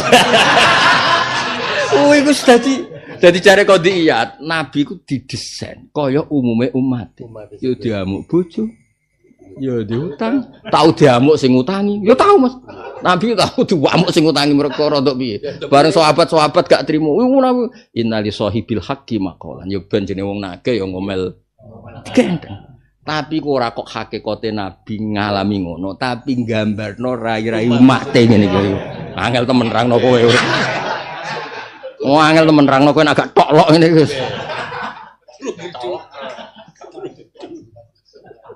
Dadi kabeh sing dialami Nabi iku mergo nganggo ukuran umum. Lha iku terus diceritakno Ihya wasairu bisari du'afa iku daruratul anbiya wal auliya wal ulama. Dadi dakwah nganggo ukuran umum iku ukuran kebanyakan dan nabi-nabi dipaksa Allah harus melakukan iku. Umume wong seneng wong wedok, Nabi yang ngendikan wa hubbi ilm dunaku mak tibu wanisa. Bedane Nabi selamat nak kowe ya mbah. Tapi nak senenge iku padha, cobane ya padha. Tapi ora usah ditapekno ya pokoke ngono. Pokoke ngono. Kayak dong aku ngene. Gak dhisik ndi ya, kecoba dhuwit wong wedok iki jawab dhisik ndi. Disendi mi kecoba wong wedok mbek dhuwit disendi. Gak nak kowe wani kecoba kena kere wani kecoba wedok. Misale ra duwe dhuwit blas wani beda. Ra wani disendi. Gak. Sing ngalami ini. Disendi. Apa maksudnya ra duwe dhuwit lah tetep sahabat ya. Wah.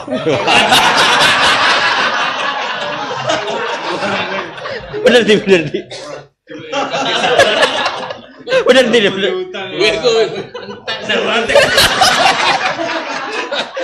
Itu donat tak kok donat.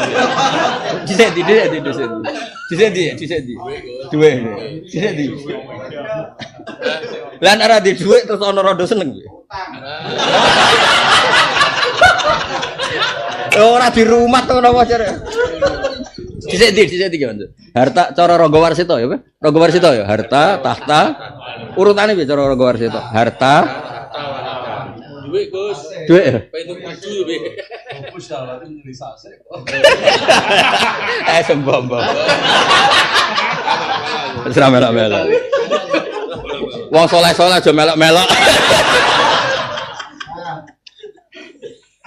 Jadi kabeh ku coba. Nyatane ngene Mas, ada orang yang enggak kecoba wedok. Nyatane ujub itu bisa menghancurkan semuanya.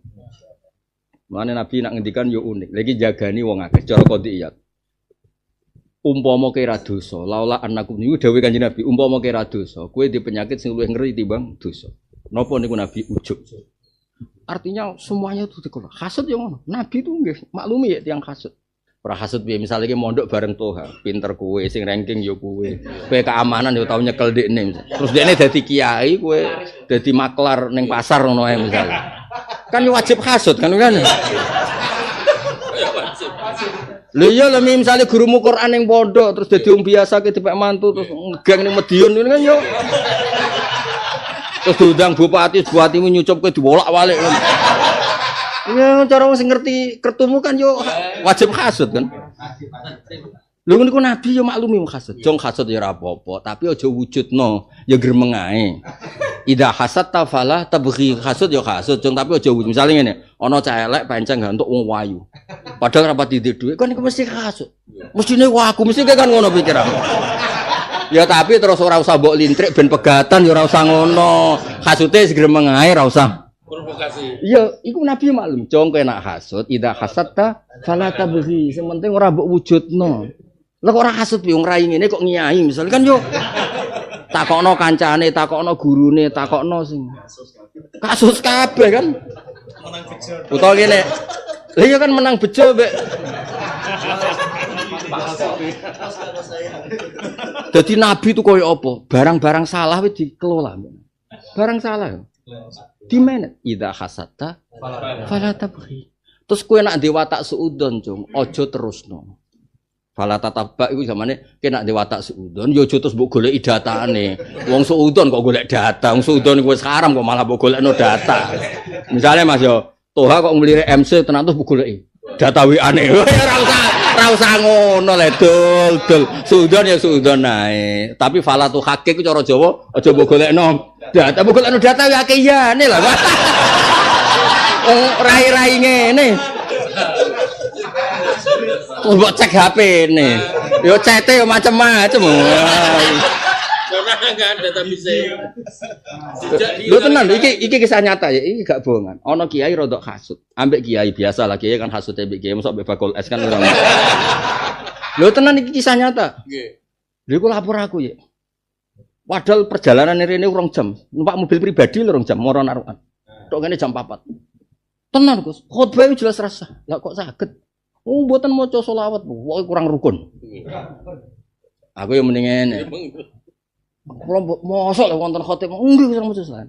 Iku kemungkinane loro. Jenengan pengawas idol, maksudnya tukang nyeleksi calon khotib utawa jenengan pakar hasud. Ora meneh hasud, pakar hasud.